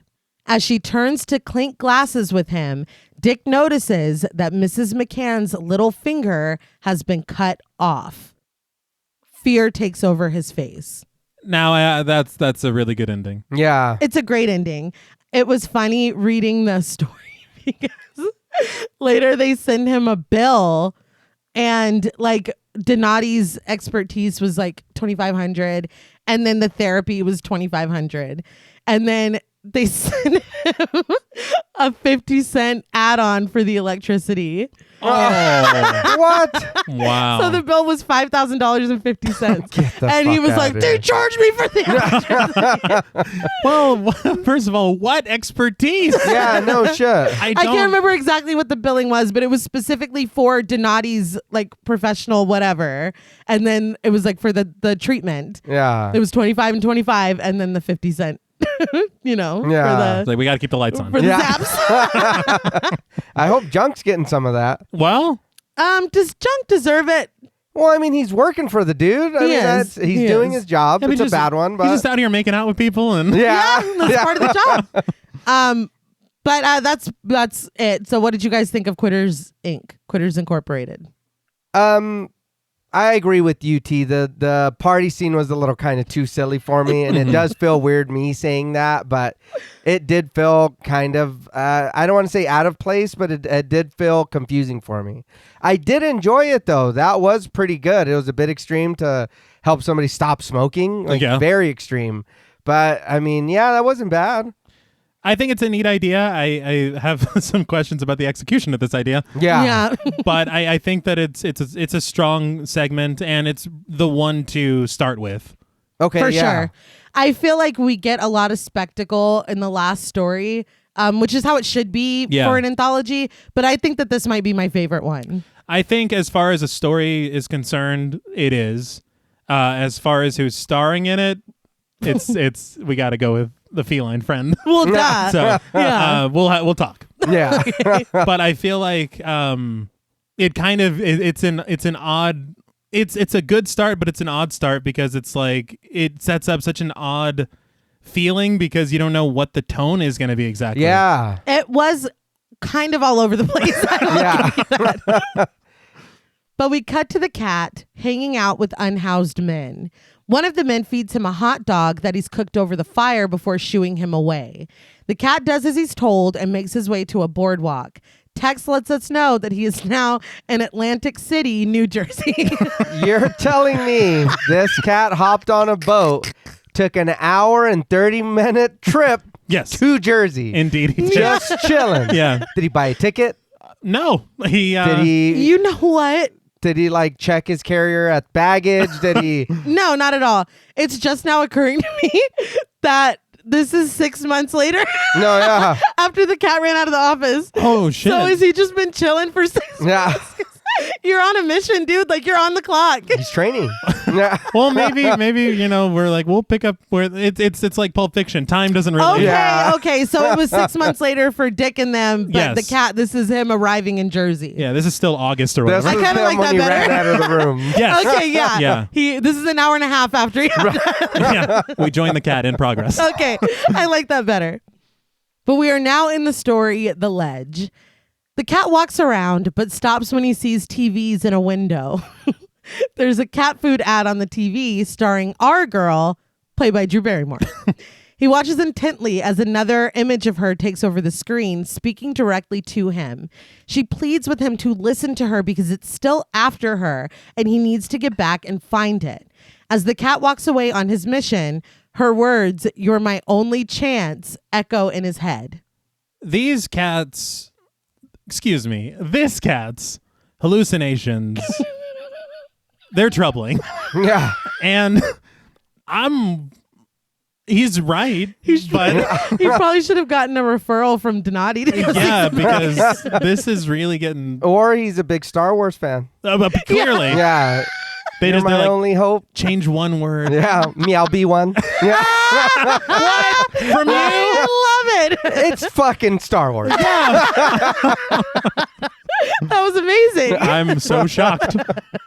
It's like I've been in that room. That was a treat. At King's Casino, Uh-huh. Kressner, played by Kenneth McMillan, the casino owner and clearly a very important man, makes his rounds on his way out the door. He is deferred to and catered to. Even the door is opened for him on his way out. A car waits for him at the entrance, and when the driver, Albert, played by Jesse Doran, opens the door for him, Kressner asks if someone named Ducky has eyes on his wife and her friend. Albert confirms that this is true, saying that they are both in a white Mustang convertible and Ducky is right behind them. Kressner is pleased to hear this. He turns and asks his guests, Jerry Lynn, played by Shelley Birch, and Westlake, played by Sal Richards, what's it gonna be? I did want to talk about where they filmed this because it kind of made me laugh, the distinction that they made. Mm-hmm. Because all of these scenes, the majority of the film was shot in a studio. Okay. But there were some shots that were outdoors, and this is one of them. And they are not in Atlantic City. This is Wilmington, North Carolina. And the reason that they filmed here is because Dino also had them film Firestarter here, I believe. Okay. And then I think they filmed another film for him God. here. So he loves this town. Yeah. But they kind of mocked it up to look like the lights behind him, those are mocked up. They're not real. Okay. They like put them there just for this shot. This isn't even a real casino. They just hung some Mylar and some lights under a building. That's great. Yeah. And so the thing that made me laugh though is is that the shots that we saw previously, The cat was in Atlantic City. That was real. They really went to Atlantic City What the fuck? to film for the cat. I love that he got to go. Yeah. He's like, I've always wanted to go to Atlantic City. He's got a great agent, man. Yeah. Literally. He's like, look, this cat is not showing up unless he gets to play Did some they slots. bring all 12 cats? I hope so. Right? But the distinction made me laugh very That's hard. incredible. Jerry Lynn says that Dean Martin is playing at the Gold Nugget and she hasn't seen him since she was little. Westlake leans over to Kressner and asks if he's got his domestic problem under control.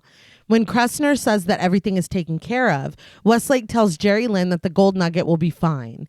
She's very excited but distracted when we see our leading man, the cat, running by the street.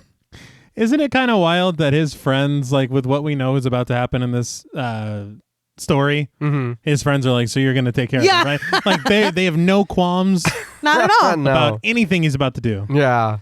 But the cat is causing quite a stir, running into the middle of the road and then stopping to hiss at the oncoming cars. They honk at him as they drive by. Jerry Lynn says that her daddy used to tell her that all cats should be drowned, and Westlake comments that her father sounds like a great humanitarian. Your dad used to say Yeah. Yeah, what the fuck? Why are you sharing that? Yeah. Kressner chuckles at this, but he is transfixed by the cat, who makes it to the median. In horror, Jerry Lynn is certain that the cat is going to get run over. Kressner doesn't agree. In fact, he's willing to wager $2,000 that the cat will make it. Westlake is happy to take that bet.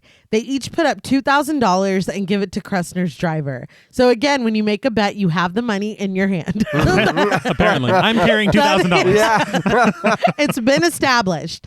But what the fuck? Yeah. What? Yeah. Westlake asserts that he can do whatever he wants, and Kressner is adamant that everyone can do whatever they want. Westlake only doubles down that cat is dead. Westlake kneels by the edge of the road, beckoning the cat toward him through the traffic that separates them. Jerry Lynn is exasperated, commenting that they will bet on anything. And really, that's what this whole thing is trying to establish. In a very strange way. Kressner agrees that they will because that's what it's all about. She kneels down next to Westlake and starts to beckon to the cat. Westlake comments that because of the 2000, she's on his side now, but he reminds her that her father was the one drowning cats. She ignores him. The cat cowers in the grass of the median as Westlake tries to convince him that the zooming cars aren't real. Kressner is calm, though, still standing by his car and waiting for the exact right moment. He softly tells the cat, "Now." No, I don't And the know. cat goes, the cat goes, they're connected. Yeah. Well, he's like tapping on the car. Yeah. He's like, If I'm Westlake, I'm like, did you know this cat before this? Did you just fucking steal $2,000 It from me? was you fixed. hustled me, man. Yeah, What the how fuck? dare you? Although he causes a multiple car accident, the cat does make it safely to the group. I did laugh because it is Kressner's like, no, he's got that cheetah in him. Yeah. And he does that. It's like an animal documentary. Yeah. The way this cat runs across. It is. I did want to tell you how they did this. Okay. The shot of the cat before he runs across. Right. It is shot with dividers. And so there are cars that are speeding by, but the cat is kept safely away from them. Okay. And it's shot with a longer lens. And so when they're put together, it appears that the cars are way closer than they actually are. All right. So the cat was safe the whole time. Yeah. Good. But the running across is the combination of two composite shots. One with the cat running across and one with the cars having the accident. Oh, all right. So you just put them together, and it's really funny because it's seamless until the last frame. Yeah. Yeah. And you're like, oh, that cat's not there. That cat was never there. But Kressner scoops him up and cuddles him.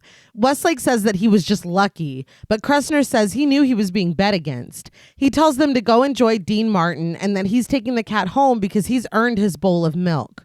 So the cat's going to get more than a cut, right? Or we're going to get Yeah. cut instead of Yeah. just the milk?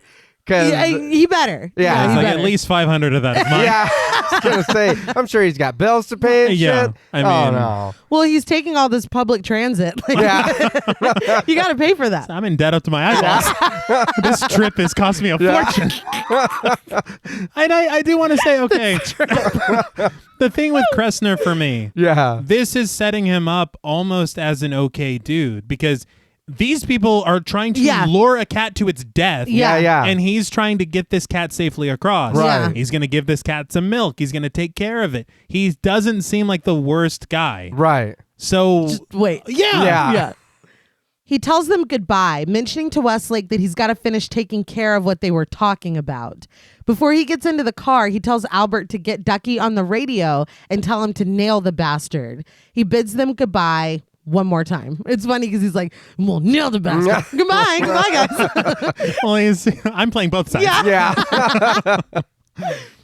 We cut to a bus station where Johnny Norris, played by Robert Hayes, is quickly ushering Marcia, played by Patricia Callenber, from the ticket counter to the buses waiting outside. She says she doesn't understand why he can't just go with her, and Norris tells her flatly, "Because we're broke."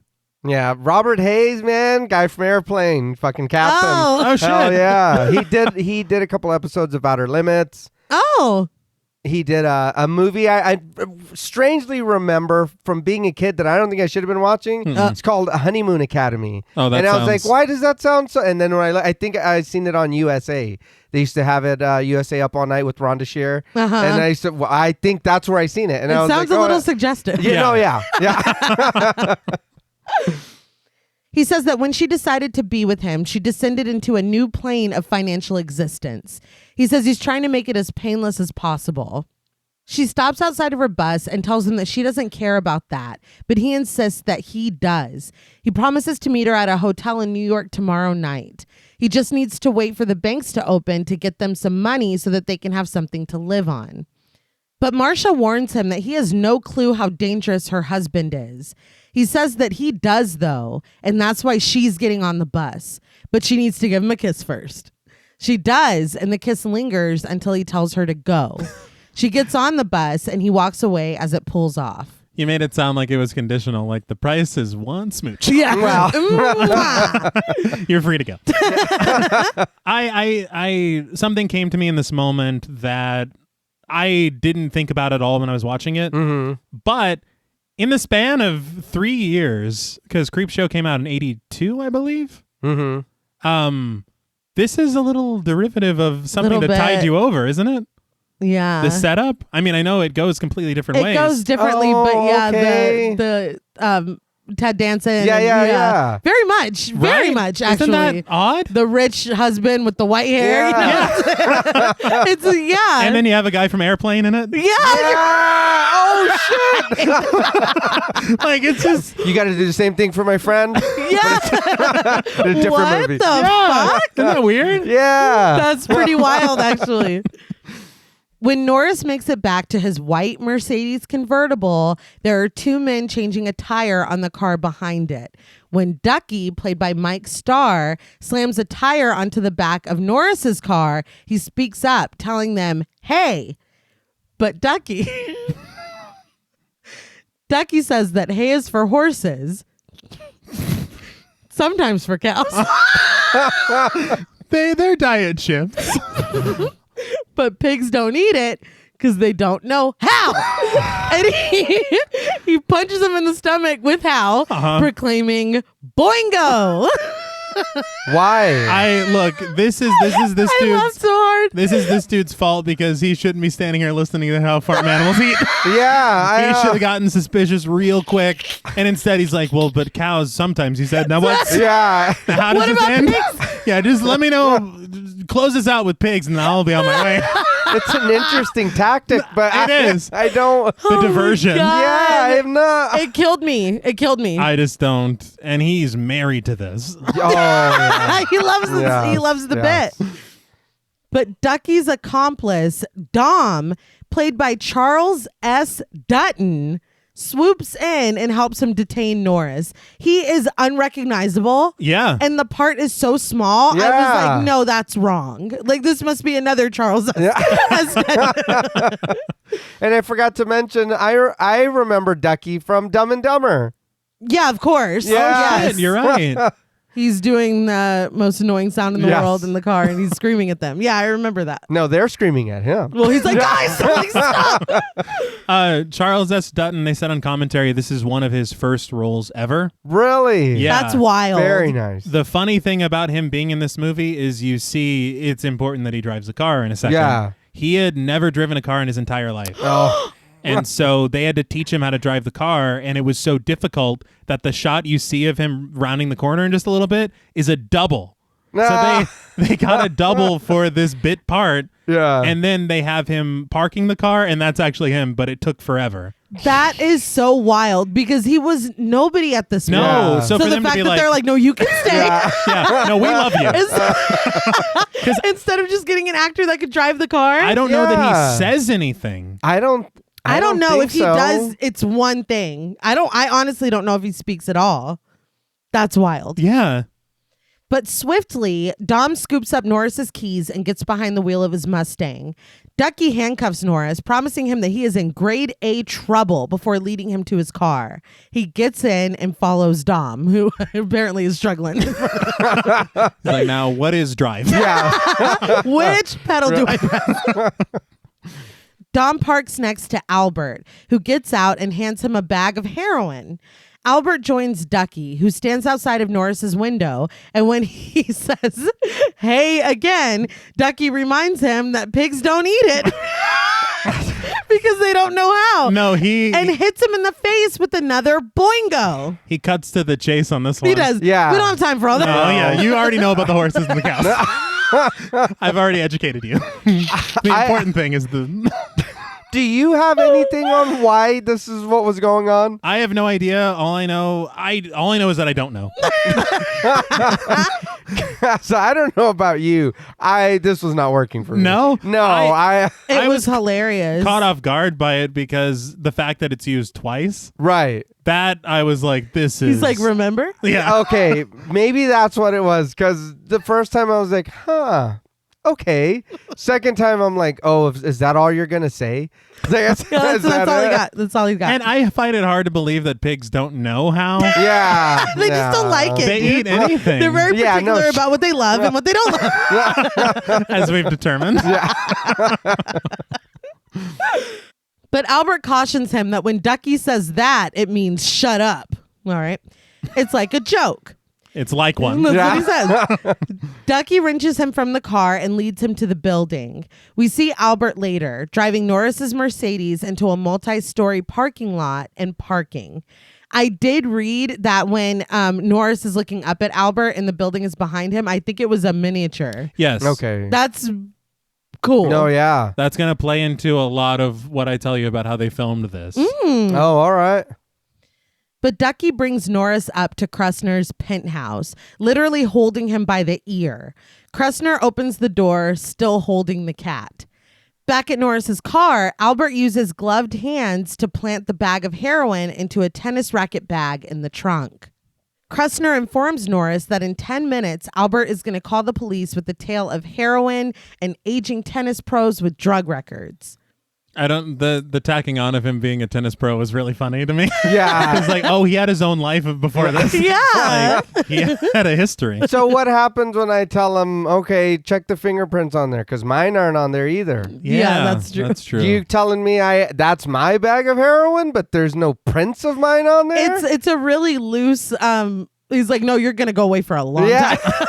Well, maybe he owns the police department. Oh. Yeah, but I don't mean like No, actually owns. yeah, But no. but then he could have just paid them to just do it and the police could plant it.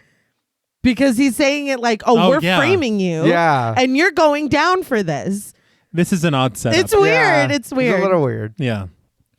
But he promises Norris that he'll be easily sought after, and Norris guesses, unless he tells him where Marcia is. Kressner reasons that with him gone, Marcia will come back because she's got nowhere else to go. He says that when Norris gets out of jail, he'll be more concerned with his arthritis than his libido. He does offer Norris a wager to take, though, and invites him to come with him onto his balcony. Norris reluctantly follows. Now, I will say, I did say, Kressner is a bad guy, and he is, what we learn of him. But also, infidelity is not cool. It's not. No. I think that they should have done the right thing. It's funny because, again, we're framed just like in Something to Tide You Over, where it's like, oh, just let them be together. Yeah, because of how horrible he is. Yeah. And you're like, let love, let it live, or whatever. And It's like, no wonder she cheated on your ass, dude. you're making people do this shit. Yeah. The cat thing was good, though. Yeah. Yeah. So I see why she fell in love with you in the first place. There's a good man in there. But they stand at the railing, and Kressner asks Norris what he sees when he looks down. Norris offers that he sees the street, but Kressner isn't talking about the street far down below. He's talking about the ledge that runs along the building. This brings him to the wager that he's proposing. He says that it's very simple. He describes the top of the building as an architectural monstrosity, citing its little nooks and crannies and wings. He says that if Norris can make it all the way around, they'll take away the heroin, give him the money, and give him Marcia. But one slip, though. Kressner pantomimes Norris falling all the way down to the ground. Fed up, Norris tries to head back inside the apartment, but he's met with the wall of Ducky standing in the doorway, munching on a sandwich. So he This is very casual for him. he got back to this apartment. Yeah. And he's like, that was a lot of work. I'm going to go ahead and... This is just a Tuesday. So really, you're already making my decision for me. Yeah, Yeah. pretty much. Yeah. Kressner tells him that that's the bet. He'll get the girl, the gold watch, everything. Kressner's like, scream all you want, Norris. This is a private building. Yeah. I own it all. He screams with him and shit. Yeah. And who does he keep looking off camera to when sticking his tongue out? It's like he did it like twice. He's having a great time. Yeah. I can tell. Because there's a part that he's an honest bettor, basically. Yeah. And Yeah. then he's like, meh. It's like, come on, dude. Oh, wait. Yeah. And he does it when Norris can't see. So I was like, why are you doing this? He already doesn't trust you. You're not surprising him with anything. No, Not at all. This was also a little nod to, he offers him the girl, the gold watch, and everything. Mm-hmm. And the girl, the gold watch, and everything was a TV movie that Robert Hayes starred in. Oh, I thought that was pretty cute. that's really cool. But he offers him that or getting a lot of time in Rahway prison. He and Ducky smile at Norris, and Norris walks over to the railing and takes a look at the ledge again before asking Kressner if he goes back on his bets. With a smile, Kressner tells him never in his life. I thought it would be Shawshank, but I don't know if Shawshank even existed at the time. When did he write that? That's a really good point. Huh. Yeah, I'm not sure. I know for sure the movie didn't. I'm it not was sure in the about 90s, the story. Yeah. but I thought that was interesting. Although it is Atlantic City, so it's like, we're not even in Maine, dude. They're not going to send you all the way out there. That'd be weird. Rahway prison. But the cat, who I was sure that Kressner was going to name Lucky because he was like, Westlake was like, oh, he's lucky or whatever. Yeah. He's named him Sebastian. Yeah. Yeah. I didn't Which get that did at make all. me laugh. But he hops out of Kressner's arms to hug Norris's legs before heading inside. He was like, good luck, dude. You're not like me. You're going to Yeah, need he's it. like, I could barely get across. Yeah. Kressner says that since Sebastian likes him, that could be a good sign. Norris swings one leg, then the other, out from the balcony. He lowers himself onto the thin ledge, nearly falling already. He holds onto the railing of the balcony, terrified. The cars below go on their way, oblivious. Kressner is tickled pink, saying that the ledge is 5 inches wide, but once you're on it, it feels really more like 3 or 2. 1. Come on now. That's Yeah. not... It feels like nothing at all. I'd be throwing up. There's no fucking Oh, way. no, There's no. no fucking way. No. I'll go to Rahway. Yeah. I'll be like, it's not mine. It wasn't my Well, heroin. I'm thinking I'll cry. I'll do the whole thing. Just like 5 inches, like my feet Yeah. on that there's- ledge. You're not even I'm scared. Literally. Yeah, because I was thinking too, I was like, well, can I just sit on there and scooch all the way around? And I was like, Absolutely oh not. no. You Yeah, can't, I was like, you can't oh no. sit, you can't crawl, Yeah. nothing. No. And I do want to say, I think we talked about it on the episode, but it feels like there was a little nod to this in 1408 Yeah. For sure. that I Yeah. very much appreciated. Oh, yeah. I did want to talk about how they filmed this because it looks really good. Yeah. The way that they filmed it is it's kind of a trick of the angles because the only thing that really exists, this was filmed on a soundstage, and the only thing that really exists is that balcony in the building. Everything else is a miniature. Oh, okay. Wow. And the way that it's shot from these angles, it appears that it's all part of what you're seeing. Okay. Yeah. But it really isn't. It looks good. It really does. I was surprised. I was like, in 85? Like, Yeah. And so for them to say that, and that means that those cars are probably like little remote controlled. Yeah. I did. I can't remember what I had, if I read it or if I saw it on something, but they said that it was being pulled on a conveyor. That's why they all move at the same speed at the same time. Oh, And if yeah. they stop, they all stop. And there's one shot later where it's like really perilous. So your attention is on Norris, but one of the cars is kind of like at an angle and it's still just going straight. Like, don't pay attention to that. Yeah. We're not looking at the cars right No, now. worry about Norris. They said that the set was just, I think they said 12 to 15 feet off the ground. Okay. And so they and they said that they could have filmed it flat out on the ground. But the reason they did that is so they can get angles, shots above and below. Yeah. Yeah. And so having both of those, I was just surprised at how well it looks Yeah. in, 85. Yeah. Yeah, that's the thing is I know that there were miniatures, like you said. I think there were matte paintings as well. Yeah. But it's like, it's really good. Yeah. I feel like it definitely holds up.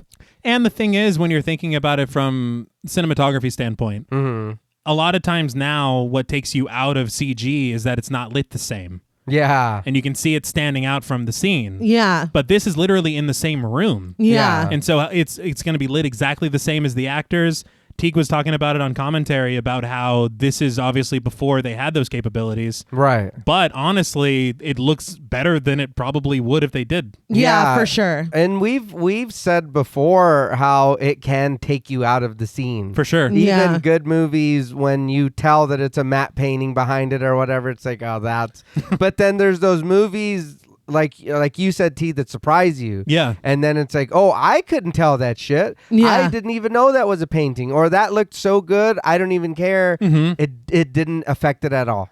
Well, I remember as a kid, this made my stomach hurt. Yeah. It made Watching my it. stomach hurt watching it Yeah. now. Yeah. It's like, oh God, there's no fucking way. Yeah, heights is one of my things. Oh, Yeah, and this no. is a fear of heights. I know I had Yeah. set up at the top that every story kind of addresses a fear. This is that. Fear of heights, fear of falling. Well, I thought it was gambling. Yeah, it could be. Fear of heights, fear of falling. Hey, so if everything's based on a fear, what the hell's the last one? We'll talk.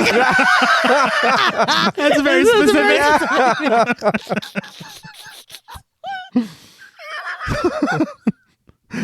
Like, what the hell was that? Yeah, like, did anybody else just see that? Anybody have an idea? Or? But referring to Kressner commenting on the width of the ledge, Norris asks how the hell he would know, and Kressner kneels down to speak to him face to face. He tells him that what he really thinks is that Norris will stay there for a moment before quitting and climbing back up, if his arms still have the strength. He says that he doesn't think he's got the guts. He just doesn't. Norris boldly, and maybe stupidly, lets go of the railing to give Kressner the finger. Not maybe stupidly for sure. Yeah. You know how easy it is to say fuck you and maintain your balance? Yeah. Yeah. Use your words, Norris. Kressner grabs onto his finger and lets go, nearly causing Norris to fall, but he gets his footing again. He starts to slide along the wall, but is startled when Kressner starts whipping the tie of his robe at him. This almost makes Norris fall again, but Kressner is laughing his ass off, saying that he's just trying to keep him on his toes.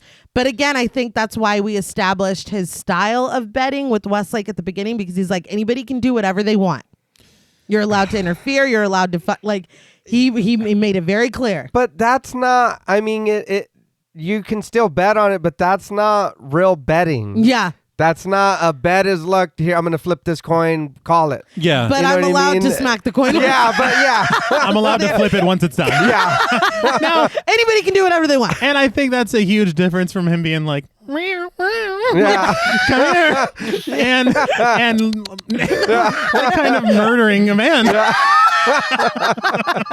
It's all the same to him. He said that's what life's all about. I guess. Norris continues on his journey, and Kressner heads back inside, nearly tripping over the cat. He almost falls, and the cat hisses at him for good measure. He's like, "You're not the man I thought." I trusted you.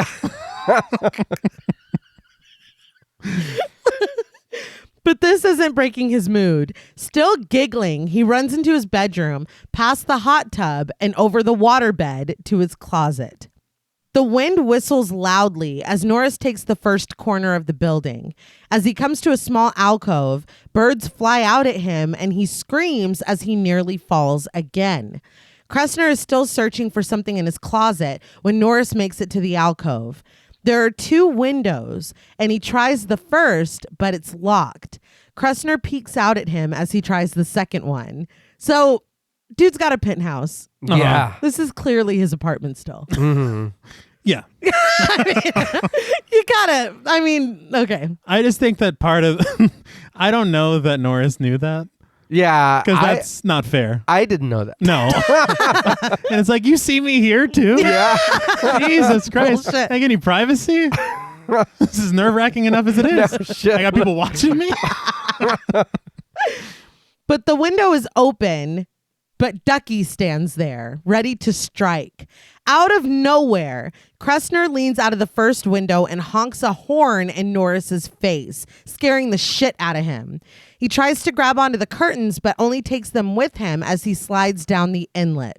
There's no way he had that clown horn around already. Yeah. That's what he was searching for in the closet. He bought that for this. No, yeah. Like, then when he rounds this corner, waka, waka.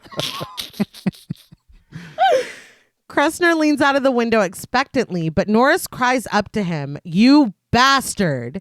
Kressner laughs his ass off, telling Norris again that he's just keeping him on his toes before tossing the horn at him, which was really overkill. Yeah. Yeah. I gotta be honest, I don't know how Norris survived this. Yeah. No shit. Because there's a little thing called gravity and balance, and there's no way. He's a ninja. I guess. I'm impressed. Now, the horn you could tell, wasn't it? Oh, no. Yeah. That was clearly shot separately. But we see that Norris has landed on the ledge below, wrapped in the curtain. The horn flips over and over during its long descent to the sidewalk, and it crunches on impact. Kressner closes the window back, and Norris gets to his feet. Back in the apartment, the cat is pissed and still hissing at Kressner. Kressner tells him to knock it off and asks where his sense of humor is. Outside, Norris has climbed back to the proper ledge, but there's a pigeon Oh, God. that is very interested in him. As he inches along, the bird sits right next to him, and when Norris tries to nudge it along, it begins to peck at his ankle every step of the way. Norris cries out in pain and nearly falls when he tries to kick the bird away. The bird is not deterred and continues pecking in one spot, drawing blood through Norris's sock. I don't know why the spot of blood was hilarious to me. Yeah. That he's like, oh, he broke the skin. Yeah. Like, that's wild. I was like, what are your socks made of birdseed? What the hell's going on here? I don't understand. He's like, no, this is my ledge. Get the fuck up. It's one of Mike Tyson's pigeons. Oh, man. shit. He's got to keep jabbing him. He learned from him. But Norris continues to inch along, taking the bird's abuse until he makes it around the corner where there is a wide insert. There's a lot of room here, and he is able to wind up and kick the bird away, feathers flying. Once again, another bird attacked on our show. I don't understand, and just wait. Oh, yeah. Yeah, no bird is safe. No, I I know. hate that for us. Yeah. He sits down, finally able to take a moment to catch his breath, but Kressner calls out to him from above. Norris looks up in time to see Kressner wielding a high-pressure hose before he turns it on and sprays him. Norris fights to stay in the recess, but when Kressner turns the water off, he asks if Norris thinks this is more fun than humans should be allowed to have. No, I don't think that at all. I feel like he's like a Batman villain. Yeah. Like, this is nuts. He's just like the penguin up there. Yeah.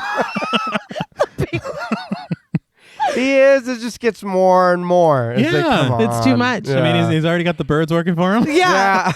Yeah. I don't remember if the penguin actually did that. He should have. It's his namesake. Yeah.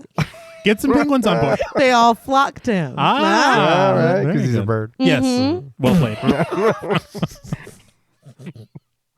Go on.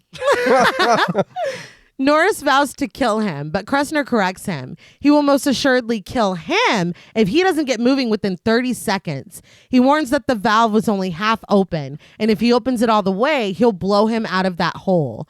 It's funny because he was like, I know there's a place for him to rest. I'm going to be fucking, I'm going to get the hose. Well, was there ever a time limit? No. Mm-mm. Yeah.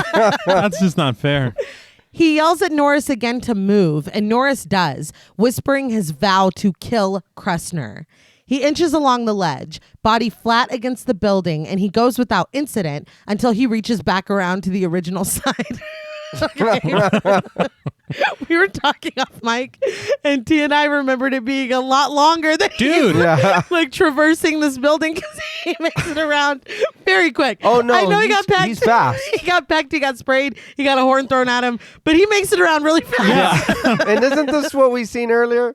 Well, I swear, I really did. We were talking. I thought this segment was, and maybe it's because of the fear of heights. Yeah. Right. Thinking this is like 45 minutes of him doing this. Yeah, Yeah. not at all. It's maybe like 5.5. He's not 100% back to the balcony, but he's back around. He made it through 3 sides of the building. Yeah. I mean, that's wild.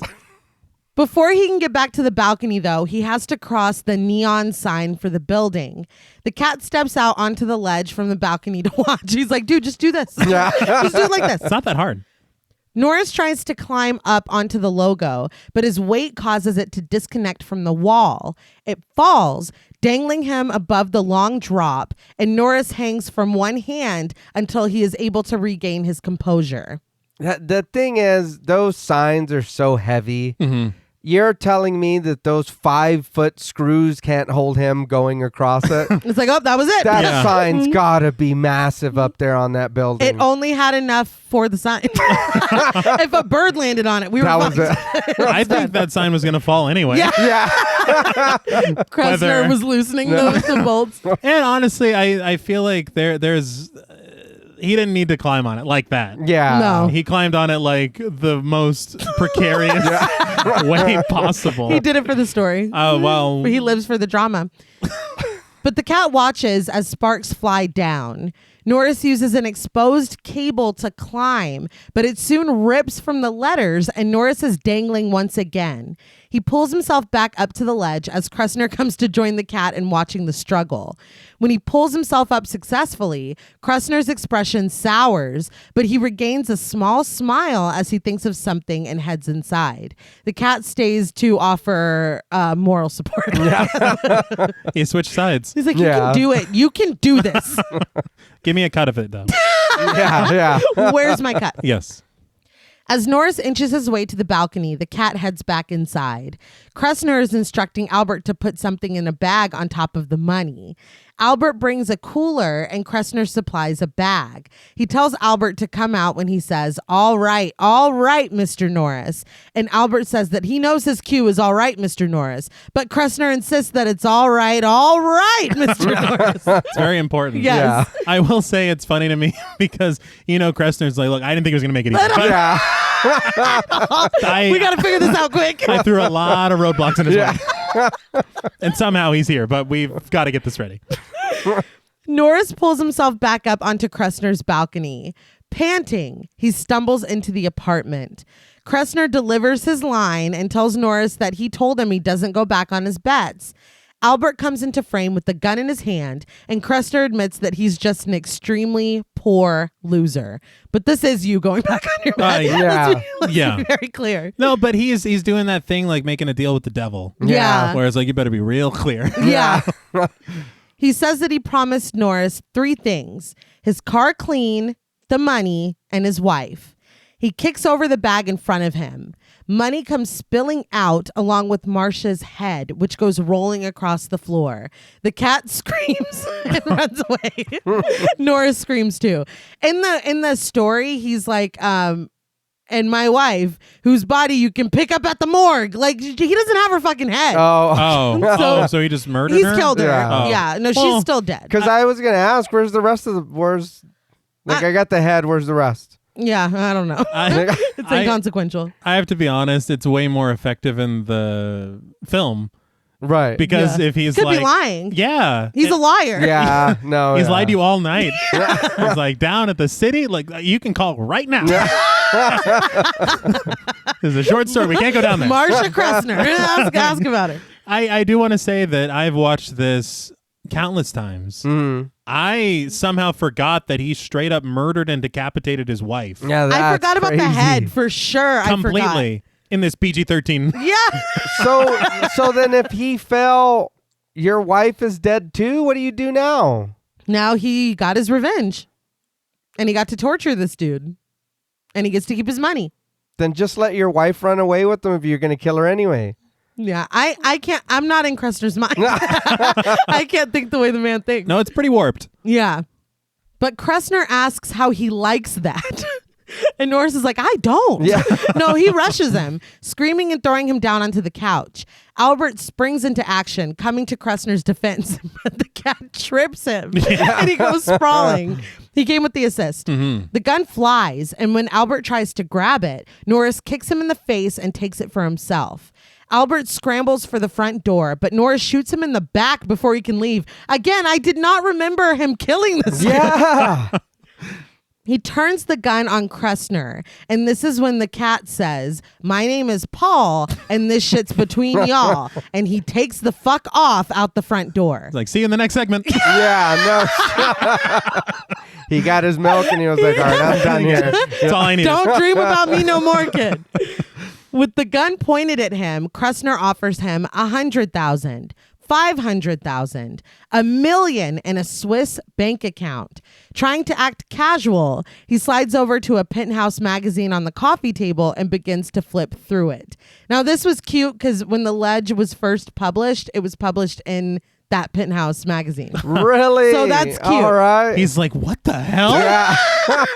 It's like, no, Norris, this is about us. Right, let me read ahead. Hold on. Yeah. Oh, that's not good for Yeah, me. this doesn't look good. Ooh. Is this fucking story about us?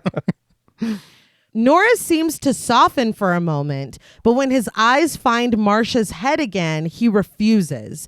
Kressner ups the offer to $2 million. It's always funny to me in these, like the Hitchhiker and Creepshow 2, when she's like, "How much do you want? 50? Why are you lowballing for your life? Yeah. For your life." Well, there's still a little bit of you in there. That's hilarious to me. I'm like, "It's everything I have. You can have all of it." I just find it funny, like, who carries around a 50? I very rarely am in possession of a 50 to offer to a ghoul hitchhiker for that to start there. I mean, I can give you $60. I'm sad. I'm sad about losing that extra 10, it's but really gonna hurt me. I don't have a choice. The ATMs are wild, man. I got no fucking choice. You can't choice. even get 50 out of it. Yeah. I don't get it. But instead, Norris offers him a bet, not a wager, because he's not a big fancy hood like Kressner. He's just an over-the-hill tennis bum with a dead girlfriend. He offers him a simple little bet and looks over toward the balcony. We cut to Kressner on the ledge, his body pressed to the building and his robe billowing in the wind. He offers Norris $5 million. It's like, you still have more, dude. Yeah. And Yeah. you still climbed onto that ledge. That is wild. The gun still pointed at Kressner from his safe spot on the balcony. Norris tells him that he was right. This is fun. Kressner begs him to tell him that this is a joke, but Norris shoots at his feet. When Kressner nearly loses balance, Norris tells him that he's just keeping him on his toes. He says to keep moving or the next one will be a lot closer. The cat makes it out of the building and runs down the sidewalk. He stops to inspect the broken horn from earlier. He's like, oh shit. Kressner cries out that Norris is a son of a bitch as he makes his way along the ledge. The friendly neighborhood bird comes and starts pecking at his ankle, just like he'd done to Norris, but Kressner can't hang. It's funny that he got kicked off, but he's still like, nah, bitch, this is my ledge. Yeah, like, Gregory Peck makes a return. But I was laughing because I'm like, he clearly paid this bird earlier, and then now... Yeah. He tries to shoo the bird away, but ends up falling himself.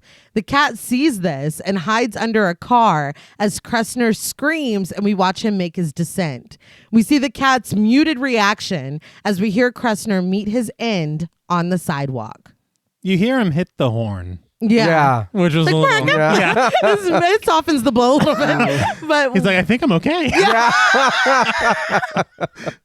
I'll be damned. Glad that horn was there. Yeah. But what did y'all think of the ledge? It was all right. This one isn't. This one's probably my least favorite of the three. I feel like they usually sandwich the less strong stories in the middle. Yeah. So that they can start with the bang and end with the bang. Yeah.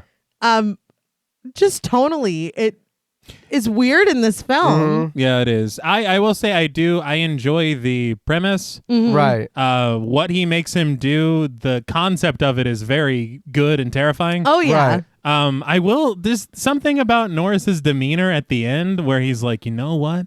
This is fun. Yeah. I'd be like, it's the love of my life. Yeah, you just her head's in there now. Like, that's me. Those are the lines that I'd be saying.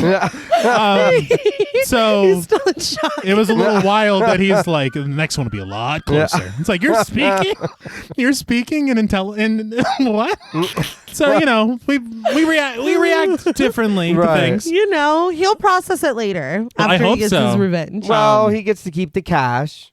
You know what I mean? I think the top half's a little dirty, but The top half. hey, Scrape off the top. yeah. He's got that heroin. He get rid of it real quick to make up for it. Get rid of it real quick. You turn it over. Yeah. So now you flip it. Now he's selling drugs outside of the building. He's hurting. He's depressed. He's His got girlfriend's nothing to got her head lose. cut off. And again, he'll process it in his own way. Not to bring up I saw the devil again. But we all got our own method, On site. Yes. But we cut to a train chugging along the track, and text tells us that we're in Wilmington, North Carolina. So now this cat got on a train and rode for 8.5 hours to be here. Apparently. 8.5. He is on a mission. Well, you know what? I remember cats sleep a lot. It was really a blink to him. But again, our cat is sitting in the train as it moves along the tracks. Suddenly, we cut to a wooded area, and we're in the point of view of something moving quickly along the grass and dirt. We stop when we come up to a road. On the road, the cat rides by in the bed of a truck. He's hitchhiking. Yeah. He put his paw out to the wind. And once the truck is out of sight, we are back in the point of view of the thing close to the ground, moving fast across the street and panting. When the truck obeys a stop sign, the cat hops out onto the road. He's like, this is my stop. As the creature in the woods, we pant and groan as we rush up to a house. We are now in the general story. Mm-hmm. The shot that we get POV of this creature that's rushing up to the tree and everything, Teague had said that it was difficult because they used a Steadicam. Okay. And the difficulty was keeping it so close to the ground, which we'll learn why later. Yeah. But he said that to do this, they went through 3 Steadicam operators. Jeez. Holy shit. Because the first 2 could not do it. Like, get out of here. Yeah. Next. I'm like, you're just firing people on set? Like, that's wild. That's insane. But in front of the house, Amanda, played by Drew Barrymore, playfully washes the car with her father, Hugh, played by James Naughton. The creature zooms in on Amanda. Her mother, Sally Ann, played by Candy Clark, comes out to call them in for lunch. So I wanted to call out Candy Clark. Okay. Because I learned on commentary that she was in American Graffiti, which we just talked about last week. Right. Because the star of Puppet Master was also in American Graffiti. Yeah. Oh, shit. I thought that was wild. Yeah, that's crazy. That is. Yeah. With the door open behind her, the creature races to get inside the house. The cat comes up and sees this and immediately decides, not today. He runs after the creature, going straight into the house. Nobody saw the creature, but they do see the cat. Amanda is thrilled and runs into the house asking if they can keep it. But Sally Ann is sure that he belongs to somebody else, and we can hear them going back and forth as we see the cat run into Amanda's room. A bird is perched in a cage, and immediately I'm worried. Yeah. I literally wrote, not a bird. Yeah. And I will say again, we had the same discussion with Puppet Master last week. Right. Where it really is just like, how is nobody seeing Literally. this? No shit. But the cat's like, excuse me. And they're like, oh my God. Oh, fuck Cat, it's just got into our house. It's like, really? Amanda runs in and scoops up the cat. Sally Ann cautions her to put it down, but Amanda assures her that the cat won't bite her because he likes her. She's like, me and this cat are fucking connected, dude. I don't know how to explain it. I think for about 90 minutes, I've been sending psychic messages to Right, it, but I I've seen don't. this cat somewhere. Yeah. For sure I have. The bird watches nervously as Sally Ann takes the cat away from her daughter. To Amanda's protest, she reasons that they can't keep every stray that comes into the house. Amanda offers that they would have a vet check on him. If the vet checks the cat and says there's nothing wrong, and if no one comes to claim him, she begs to keep him. She begs pretty please, even adding sugar on top. Sally Ann doesn't answer her daughter, but the smile on her face makes it pretty clear that Amanda might just get her way. That night, Amanda lays on the ground, her face inches away from the cat's as he drinks from a saucer of milk. She asks his name, but he's a little busy. Dude, he loves this Yeah. smell. Going out there. It was the most adorable thing ever. Yeah. She asks him if he'll guard her, and with a big smile, she says that she thinks he will. We quickly see that she has named the cat General as she whines, begging her mother to let him sleep in her room. Sally Ann is firm on this, saying that he doesn't have bedroom privileges as she sets him out the back door. Amanda is very bummed, but she wishes General goodnight as Sally Ann closes the door. The next morning, Amanda is watching Tom and Jerry loud as fuck as she has breakfast with you. Well, there's no other way to watch Tom and Jerry. Yeah. Outside, General is sneaking back up to the house. Sally Ann comes in and turns off the TV, ready to have it out with Amanda. She accuses Amanda of bringing the cat in last night to sleep in her room. When Amanda denies this, Sally Ann presents the evidence of cat hair all over Amanda's bed and the fact that a lot of her dolls were knocked over. Amanda insists that she dreamed that General was in her room last night and says that this is far out. Sally counters that he will be far out if she does this again because she'll send General to the animal shelter. I will say that her comeback was pretty good. It was. She said, bitch, I'll show you far out. I don't like the idea of her plans for this cat. Yeah. Yeah. But and I will say that it was cute because they show Tom and Jerry and they show the cat inching toward the house. Yeah. Yeah. I was like, this is a good one. Yeah. He's like a hero to us. A really tragic figure. Yeah, honestly. he's been through too much. It's just it's really sad.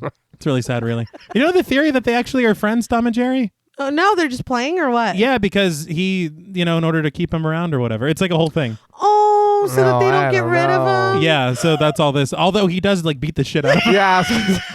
on a regular They fuck basis. each other up. Yeah, so I don't know how friendly that is, but I'm still going to choose to believe it. He's giving him job security, man. yeah, they love it. That's Yeah. really sweet. Amanda is immediately heartbroken, telling her mother that is not fair. Hugh offers literally no help, but Sally Ann tries to reason with Amanda to think about Polly, the bird. Amanda says, though, that General loves Polly and they get along great. Her ability to bullshit's pretty good Yeah. because we have no evidence of any of this. Right. And Polly was so wetting when that cat went in Yeah. there. Sally Ann cites the natural order of things, saying that birds and cats do not get along great. Outside, General eats some grass as he watches a bird. As Amanda goes to bat for him, proclaiming General to be non-violent, he pounces on the bird. Hugh finally speaks up, saying that Sally Ann talked to Amanda's Nana last night, and her Nana let her in on the fact that cats steal children's breath. Amanda doesn't understand why General would want to take her breath when he's got his own, but Hugh just puts on an accent, imitating his mother-in-law and insisting that all animals, especially cats, need to be put outside or they'll climb up on a kid's chest and suck all their breath out. At first, I didn't realize that he was being whatever culturally insensitive. Yeah. I thought he was being Dracula. I thought he was talking about his mom. No, he's making fun of his wife's mom. And it comes up a lot. He's like, I really shouldn't have done that. I fucked up. It's like 5 lines of his dialogue are like, that was bad. That's really fucking rude that I did that. But he reenacts the breath sucking and Amanda giggles. Sally Ann, though, is not amused. She leaves the table, saying that jokes about her mother's accent ruin her appetite. She takes her plate to the sink and looks out onto the yard where General is running around with the bird in his mouth. Not a good look. No, she mutters, nonviolent my ass. Amanda comes in to hug her and she tells her that she's so sorry that they were laughing at Nana. But could General please? It's like, girl, you got to space him out. You can't kiss ass and then immediately be like, listen. She had to try it. She did try it. And the father should be apologizing. Yeah, he should. Sally Ann tells her no and that the subject is closed. Later, Amanda rushes to the school bus. As soon as she climbs aboard, it takes off. But we pan over and discover that General is watching her from under a car. That night, Sally tosses General back outside. As Amanda brushes her teeth before bed, she pushes her luck again, asking her mother if General can stay inside for the night. Sally Ann firmly tells her no and directs her back to brushing her teeth, telling her to make sure she gets the back ones because that's where the food gets stuck. Pissed off, Amanda opens her mouth wide to prove that she is brushing her back teeth. Well, because she goes, get the back. That's where the food gets stuck. Get the back. It's like, give her a second. She's trying. Give her a minute. She knows her kid. She probably doesn't get the back. Did you think that? I thought that was going to mean something. That means nothing. Yeah. No. I thought a creature was maybe going to eat some food or something. Like, I don't know, but it means nothing at all. Later, Amanda lays across her bed and greets Hugh when he comes in. He tells her that it would probably be an easier sell to get General back in the house if he knew what her bad dreams were about. He tells her that when she plays the violin, everyone listens, including her mom. Amanda admits that all she can remember about her dreams is that there's a monster in it. Hugh asks what the monster is like, and Amanda reminds him of the 3 billy goats gruff. But her monster lives in her wall right there. Hugh looks over to where she points at the wall. So the beginning of this story would have us believe that this creature just found her. When instead, he's just coming back. Yeah. That's his little apartment. Yeah. He had to run a few errands. And now he's coming back.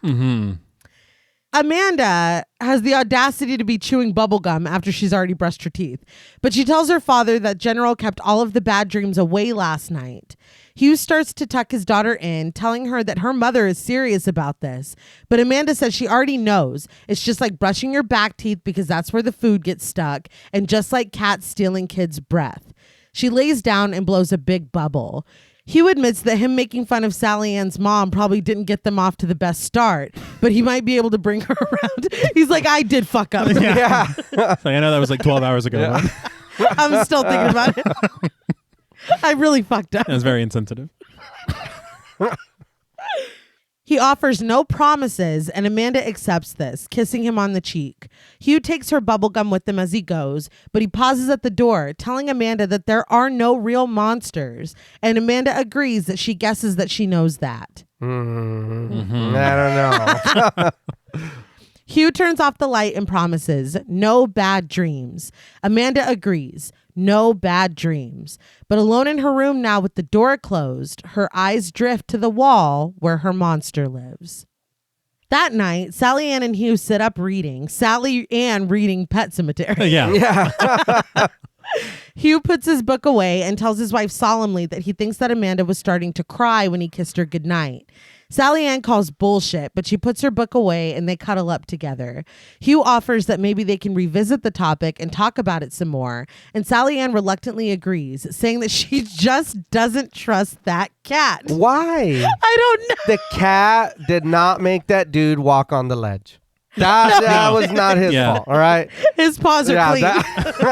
Hasn't the cat been through it? I know she doesn't know this, but, But he has, I promise. Swear. Do you know how long of a train ride he had to take to be here? Yeah, really. I didn't have to take that 8-hour trip. No, Yeah, dude. I did that for your daughter. Yeah. Like, I can go back to Atlantic City tonight. Right? I was lucky. I was actually there. There's a dude there that owes me a lot of money. I was living in a penthouse. It's all true. Yeah, it is. It is. Outside, General tries to break in through the basement window. But when it doesn't open, he rushes off. As Amanda sleeps in her room, something jingles and lets out a loud sneeze. Polly's cage rattles as she chirps inside, and there's a distinct movement and grumbling from behind the wall. Finally, the baseboards begin to give way and let out a creature. With beady eyes, sharp teeth, and bells at the tips of its cap, the troll, played by Daniel Rogers and voiced by Frank Welker, emerges. We just talked about Frank Welker. Yeah. Yeah. Deep Blue Sea. Yes. Fred Jones. I will say I love how the wall opens for this creature to come out. That is very neat. Yeah. I will give it that. I did want to talk about the design of this creature, Okay. or at least the designer of this creature. It was a guy called Carlo Rambaldi, and I just want to list a few of his credits. I have 6 things. A few of them are going to be a little more important to certain people. But I'm starting with Lisa and the Devil, which is a film by Mario Bava. All right. Important to you. Yeah. Okay. I have the film Deep Red, which is a film from Dario Argento. But then I have Possession.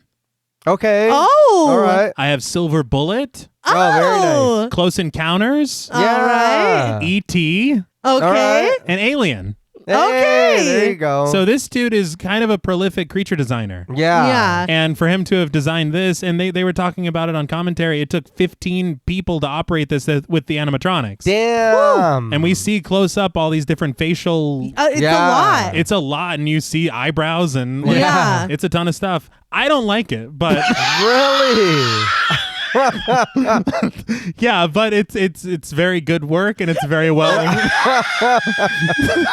it's very well realized, and I think I'm starting to learn that I just don't. Every anthology seems to have like a little creature segment. I Yeah. told you that last week. You That I did. feel like you just don't like the tiny creatures. Yeah. And I think, John Paul, that you love the tiny creatures. No, I like the way this guy looks.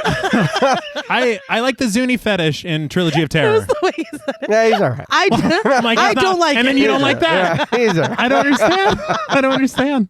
No, and I'll be honest, the only reason I do enjoy this because for me a little bit of the way it's designed kind of looks like a skin mite or like a dust mite or whatever like Ugh. And it does. and those on the under the magnifying like are terrifying. Why Did are those they- things live on us or in our eyelashes or whatever? It's like, why are they always there? And that's kind of what this reminded me of was like, I guess, a crossbreed of some humanoid version of that or something. I was like, Yeah. that's fucking terrifying. I get that.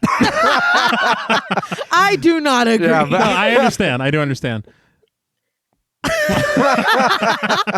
I just wanted, since we're kind of having an aside before we jump back into the story, I wanted to talk about the way that they were able to kind of have the creature running around this bedroom.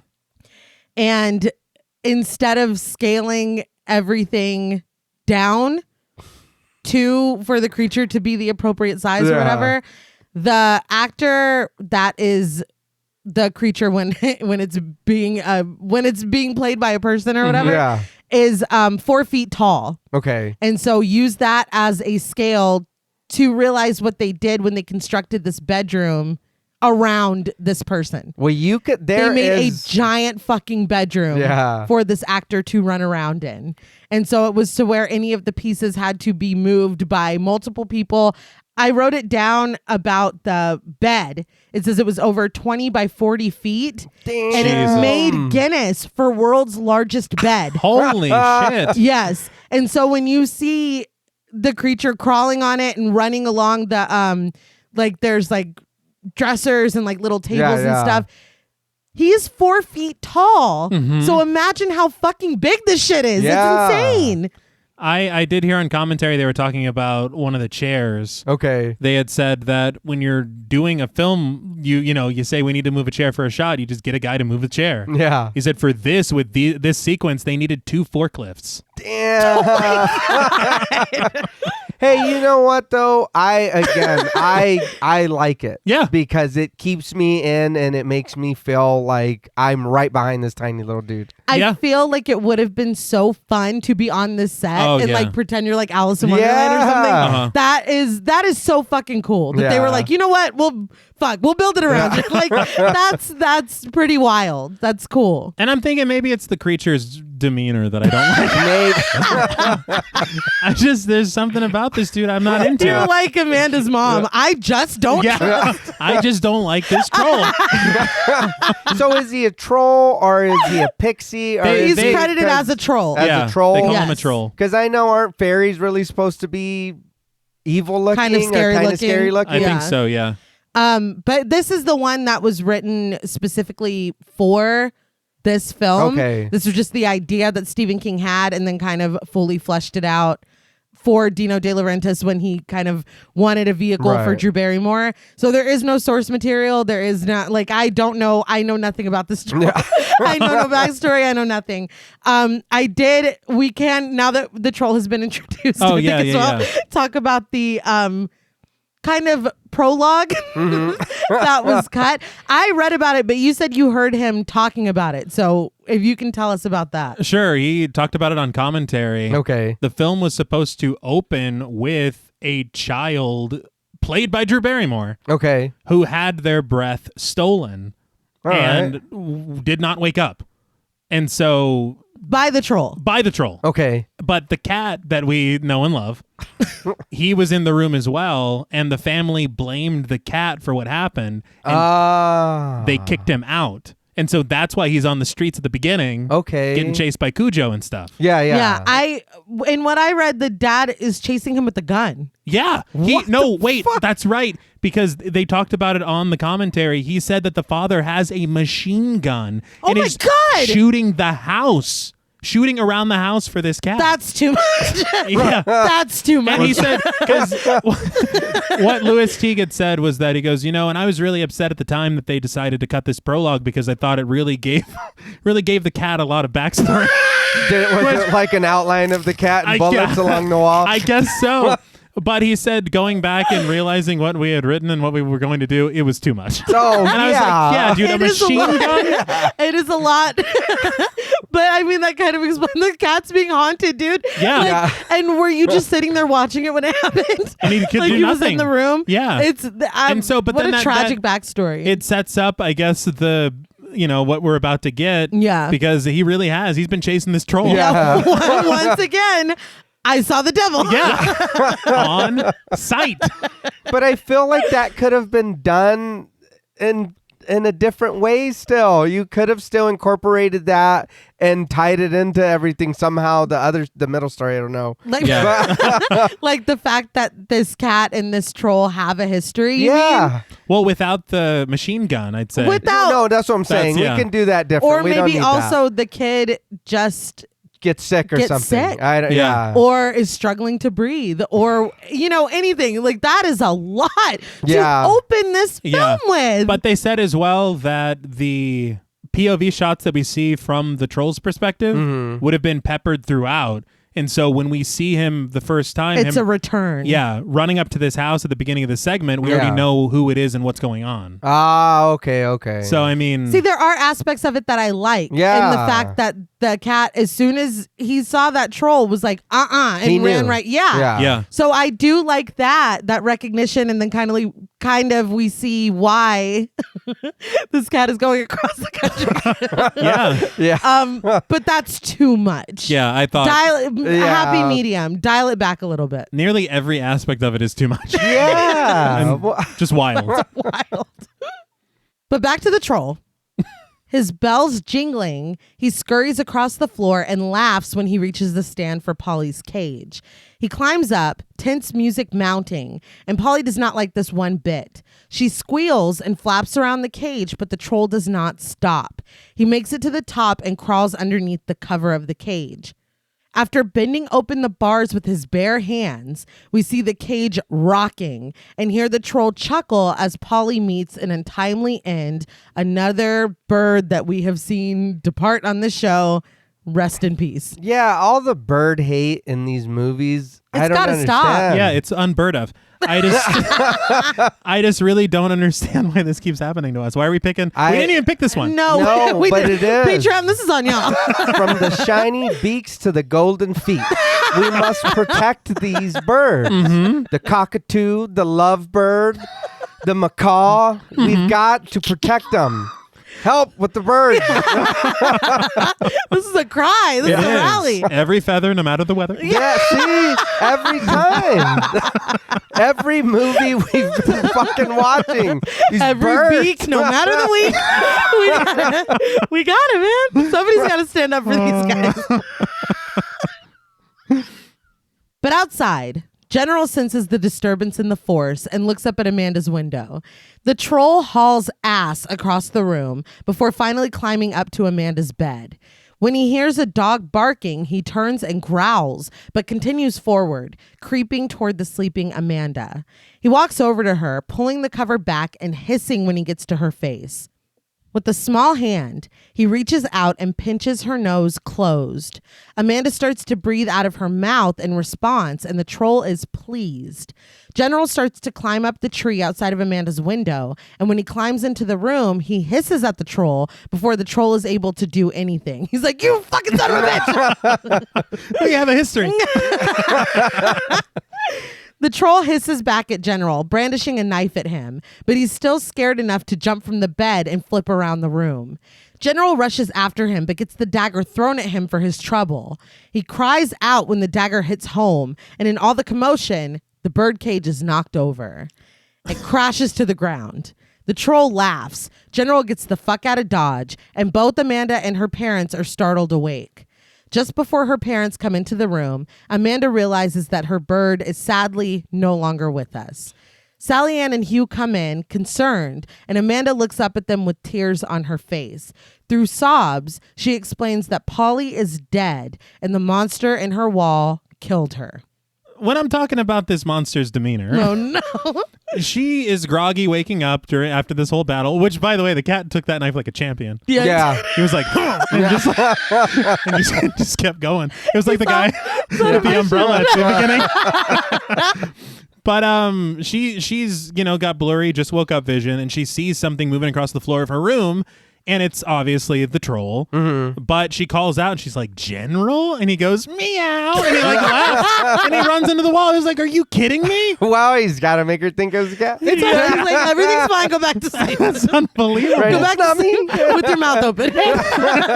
And what's with the, why did he start with the bird? Like, what was the plan of killing the bird first? Is he really trying to frame this cat?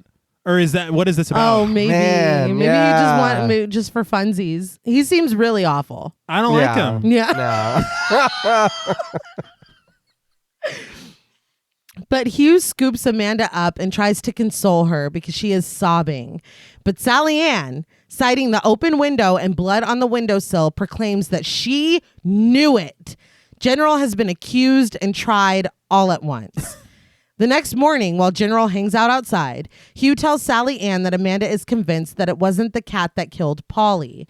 Sally Ann sarcastically says that she knows what Amanda thinks. A troll that lived under a bridge has now taken residency in her wall. But she reminds Hugh that Amanda is only 8 and he's 38, and the cat tracks on the windowsill were in the bird's blood. But how are you going to blame General when the fucking bars are bent on the front of the bird cage? Yeah, I mean, just a second. The cat didn't do that. No. To examine things, and things look off. Yeah. It They looks do. weird. And I do want to I'm glad you brought that up because the troll is able to bend those bars, Yeah. but later his strength becomes an issue in a way that is just unbelievable. Wow, he was weak. Yeah, I guess. He's like, I'm tired. I haven't had enough breath. Right. It's her steam, dude. Oh, shit. There you go. She does have some shine. Yeah. See? Mm. Okay, so maybe the troll is, an affiliate with Rose the Hat. Well, let's not part get of her group. Let's not demean. Oh, he does have a hat on though. He does, but it's not the same. No, I think it's it's not the same. Guys, it's not the same. Can we move on? God damn it! It's not Steve. It's not Steve. I'm sorry I brought it up. But Sally Ann asks her husband if he wants to take care of Polly or if she needs to. Hugh brings a wrapped up Polly out to the outside trash. He sees General and calls him killer, warning him that he's wearing out his welcome and he thought he'd be gone already. He pets General, but when he brings his hand away, he notices blood. He picks the cat up and inspects the stab in his side, wondering who did that to him. He comes back in to report the wound to his wife, saying that it's a pretty big one, but Sally Ann just commends Polly for getting in one good peck before General killed her.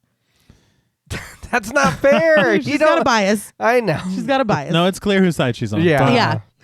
Hugh jokes that he didn't know Polly had such a big pecker, but Sally Ann only cautions him that he's going to be late for work. She's like, get the fuck out. You're making fun of my mother. You're cracking jokes about our bird, our beloved Polly. Our marriage is on thin ice. Hugh. Get your ass to work. I thought it was funny. This poor dude is like, everything is rolling off his back, and she's just Oh, man. stressed. She's screaming about this cat, and he goes outside, hey, killer. Yeah, he's like, you're fraternizing with the cat?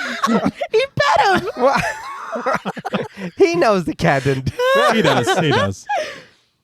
But once she's alone, Sally Ann immediately looks like she's up to no good. She takes off her apron and peeks out the window to ensure that her husband is leaving for work.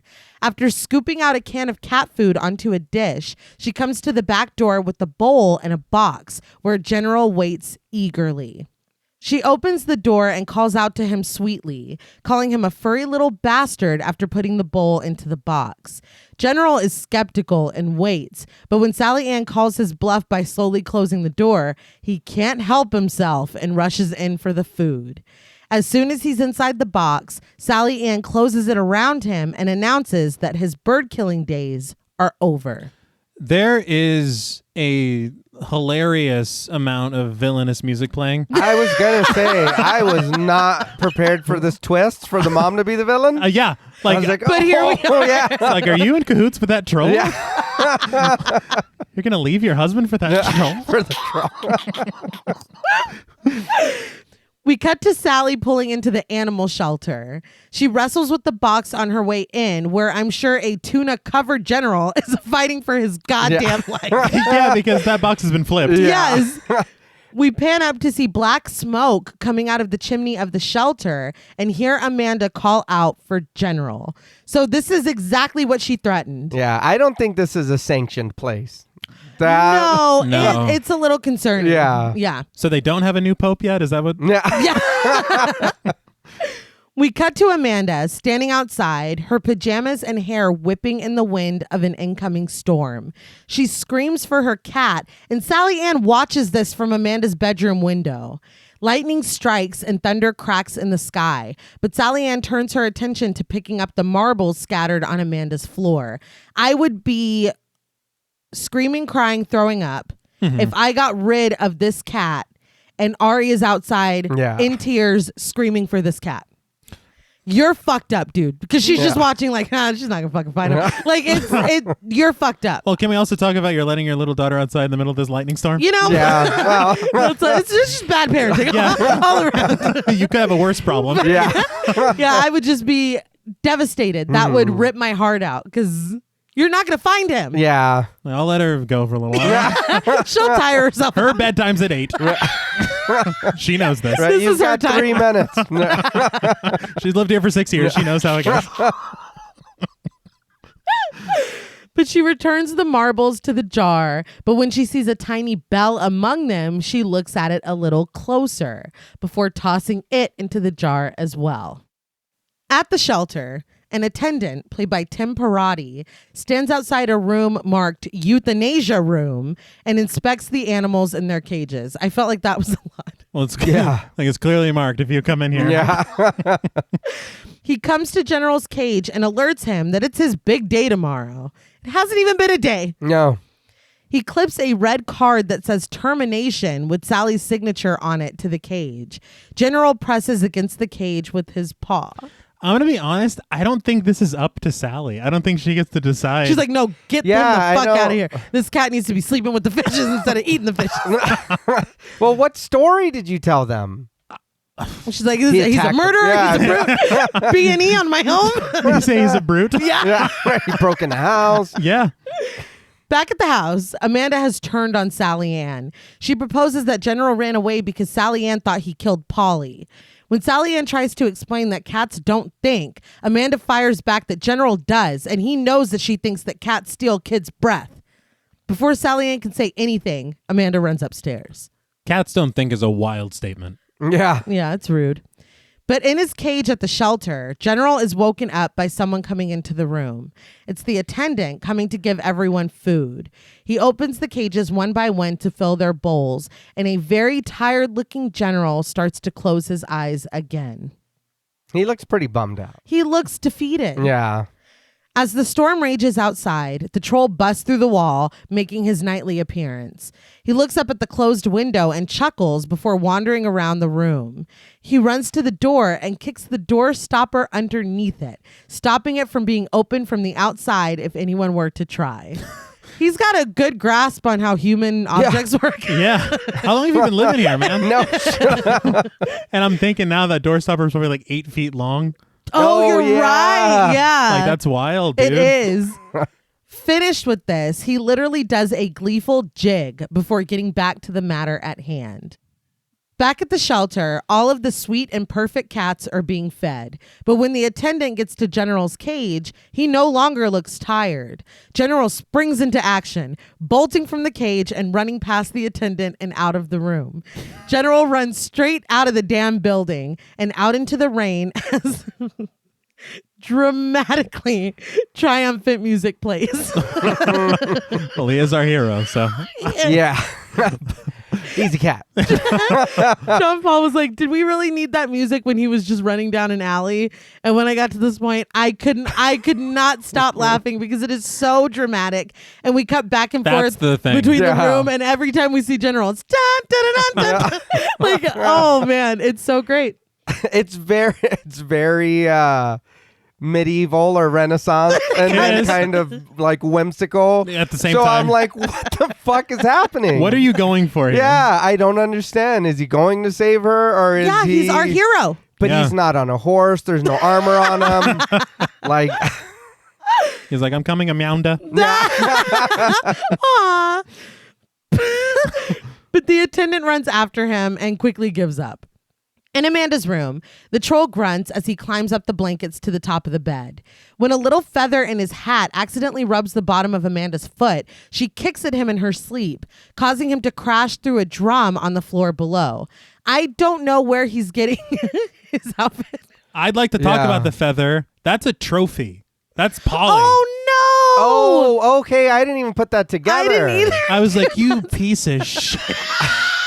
The whole time That I just is- thought I was like, dang, he's putting different outfits together. Yeah. This feels No, that is That's insult. evil. I couldn't believe it. That is evil. All right, thank That's you, 'cause horrible. I did yeah, not- that's fucking I terrible, just dude. felt he was like, oh, I lost a bell. Put a feather. Sure, why not? Yeah, Because the bird was green, right? yeah. That's terrible, Yeah. man. That's hurtful. But he crawls out of the drum, muttering his secret language in frustration before he disappears under the bed. General is coming, though, bringing the triumphant score with him and nearly causing yet another car accident. He doesn't care at this point. No. He makes his way onto the property once the troll returns to the bed. He climbs up the tree to get to Amanda's window. The troll, though, is already pulling back the covers and sneering at Amanda's sleeping face. Using his tried and true method, he pinches her nose closed until she's forced to open her mouth. General is blocked by the locked window, but the troll's teeth are ground sharp and his eyes are glowing red. He finally starts to get what he came for. Sitting on Amanda's chest, the troll inhales deeply as we watch the breath leave Amanda's body and suck into the troll's mouth. Amanda begins to cough and choke as the troll drains her, but General was not about to be stopped by a pane of glass. The hero cat crashes in through the fireplace, and the troll is immediately pissed. He's like, You got Black Lung coming to save her, man. he's devoted. He really Santa Claus through this motherfucker. Yes, he did. In there. Santa Paws, but Yeah. fuck off. Yes, he did. General comes for him, hissing, and Amanda wakes up, trying to catch her breath as a fight ensues. Okay. Again, the demeanor of this troll. Because he says something to this cat. In English? Yes. Yeah. And I was like, you got to be fucking joking me. Oh my God. I didn't catch that. Not As at soon all. as they start to fight and he's all, daggery and everything, Yeah. he goes, Oh God.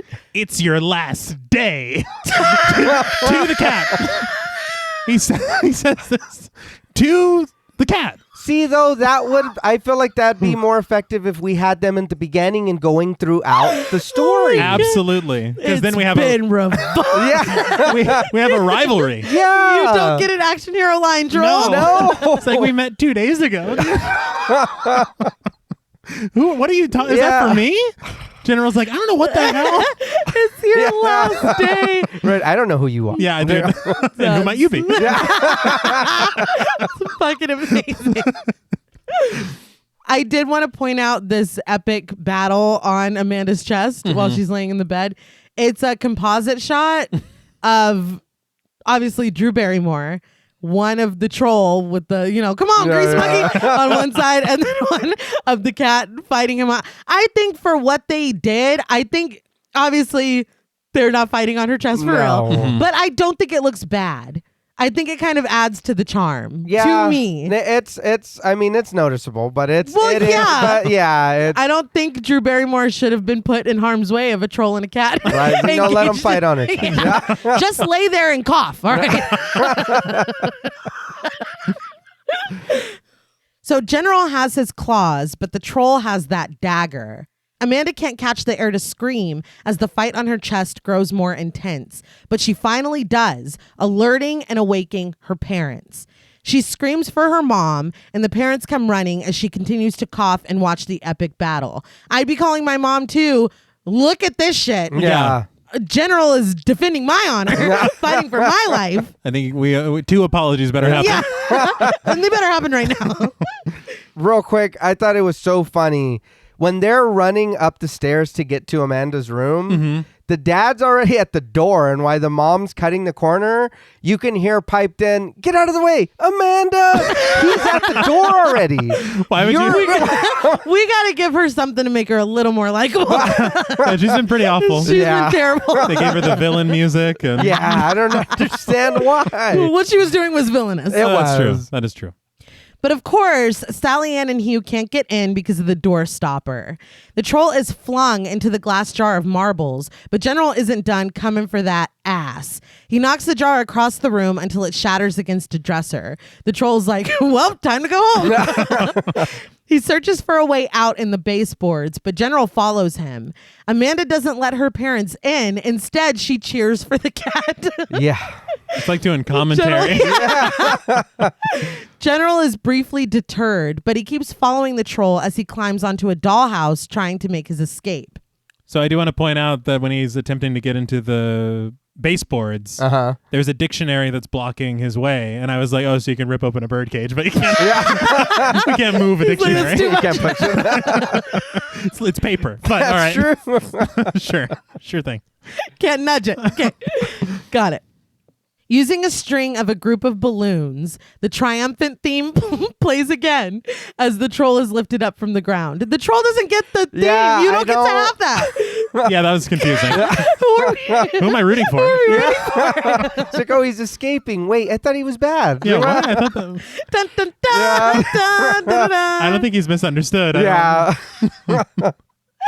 The cat jumps to get him and knocks the troll into a spin. Sally and Hugh continue to scream at the door, and Hugh starts to try breaking it down. The troll, though, has landed on the record player, and General turns it on. Every breath you take, beginning to play. Amanda prompts him to play it faster. Every breath you take, continuing to play, kind of. Yeah. Yeah. And it's a good thing the General knows exactly how to work the record player because he listens. The music speeds up and the troll is holding on for dear life as he spins with the record. General turns it even faster and watches as the troll is launched off into a fan. He crashes through and his blood and chunks are sprayed out into the room. Amanda's in awe and goes to scoop up her hero just as her parents are able to bust into the room. Sally Ann cartoonishly demands to know where that cat came from and begins to chase Amanda around the room. Hugh tries to calm everyone down, finally switching off what has become a chipmunk's rendition of Every Breath You Take. I did not remember such a gruesome death for this troll. Yeah. It was pretty rough, dude. And it's pretty fucking gross that they got to go over there and be like, ew. What was that? Wouldn't it be easier if the cat just like strangled the thing? Strangled. He See how stole you the, like he stole having the your breath from taken. it. Yeah. Yeah. Instead, it's like, oh my God. This is PG-13? I just don't understand why the mom came in like that. I don't know. Right away, it's just like, oh no, it's the fucking cat. Yeah. That's why you think your daughter's screaming? Yeah. Well, and she's like, get him, General. Like, she's like, who are you rooting for? Yeah. It was on the other side of the fight. She loves the troll. Is what we've determined it. They had a lot of plans. Yeah. He was like, I didn't take out this insurance policy. It's like, no, sign it.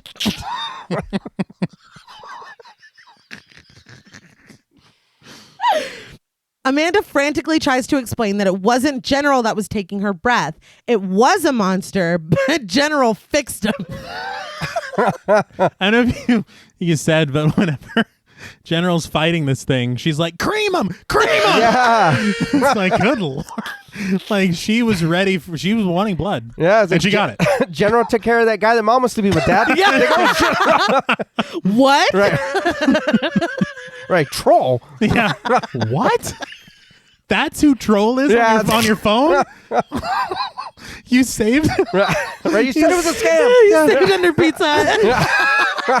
But you Pizza put his troll? picture. Yeah. What are you doing? I love how we added this fucking I don't know. ridiculous subplot. Exasperated, Hugh asks where the monster went. Amanda walks him through the trail of General playing the troll on the player until he zoomed across the room and got smushed in the fan. Hugh and Sally inspect the fan to find blood and chunks of the troll, along with a perfectly preserved arm. They are both in disbelief, but when Hugh picks up the troll's tiny dagger, they're speechless. Well, hold on, though, because Sally's like, what do you think it is? There's a tiny humanoid or non-human arm right there and a little knife. What do you think happened, Sally? He's like, You go ahead. I think it's your lover, honey. Yeah. You gonna tell me you don't recognize this? Amanda moves the book away from the baseboard. The dictionary. The immovable dictionary that a child just picked up. Dude, she's strong as hell.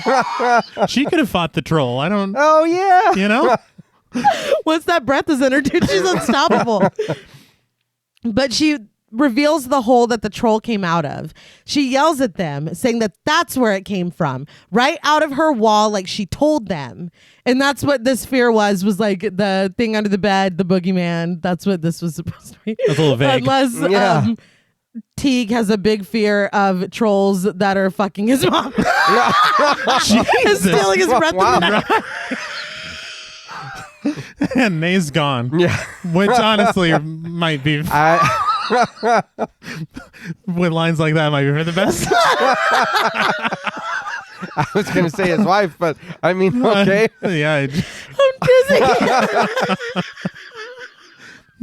But that's funny because he's like, no, I'm Drew Barrymore. That's Right, that's where I fit into this. It's a real fear. It's a real fear. Wow. It's happening. Open your eyes. Wake up. It's a national concern.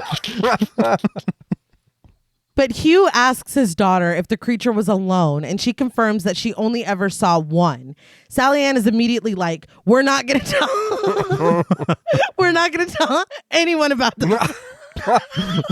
But you have evidence. You do.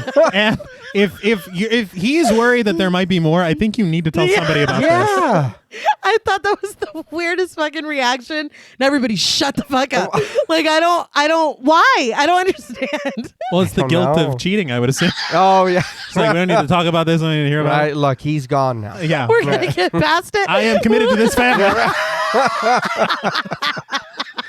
That's why she was so fucking irritated. Yeah, She's like, she's they're like- going to find him. They're gonna find him. She's stressed, man. Hugh tries to protest, but she insists and tells Amanda that she cannot tell any of her friends about this. General watches from Amanda's arms as she realizes her position of power. She tells her mother that her silence depends on whether she can keep General and he can sleep with her in her room. Sally Ann tells her daughter that this is blackmail, but Amanda only replies with a smile. She's like, Amanda, that's blackmail. Like, she's Yeah. too Yeah, it's like a cheerful about it. Yeah. sitcom. Yeah.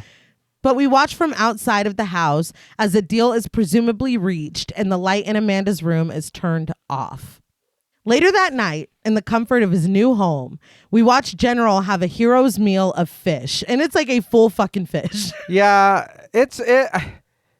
Did the cat set all of this up just to get to this house to get the fish? I mean, It certainly looks that way. I feel like there's quicker ways to get fish. She's like, I'm going to put this family back together.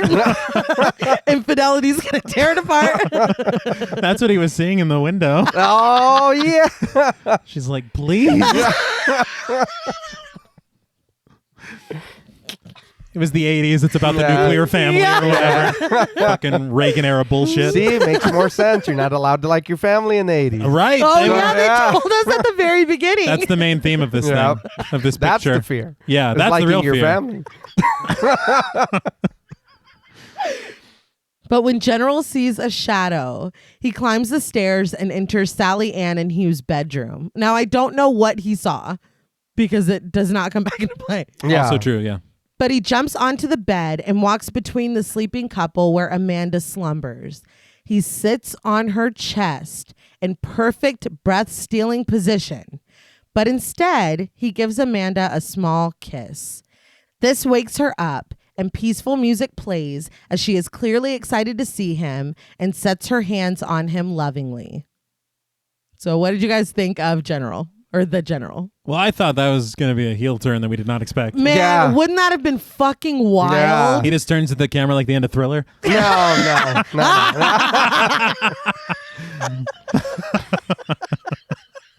Da, da, da, da.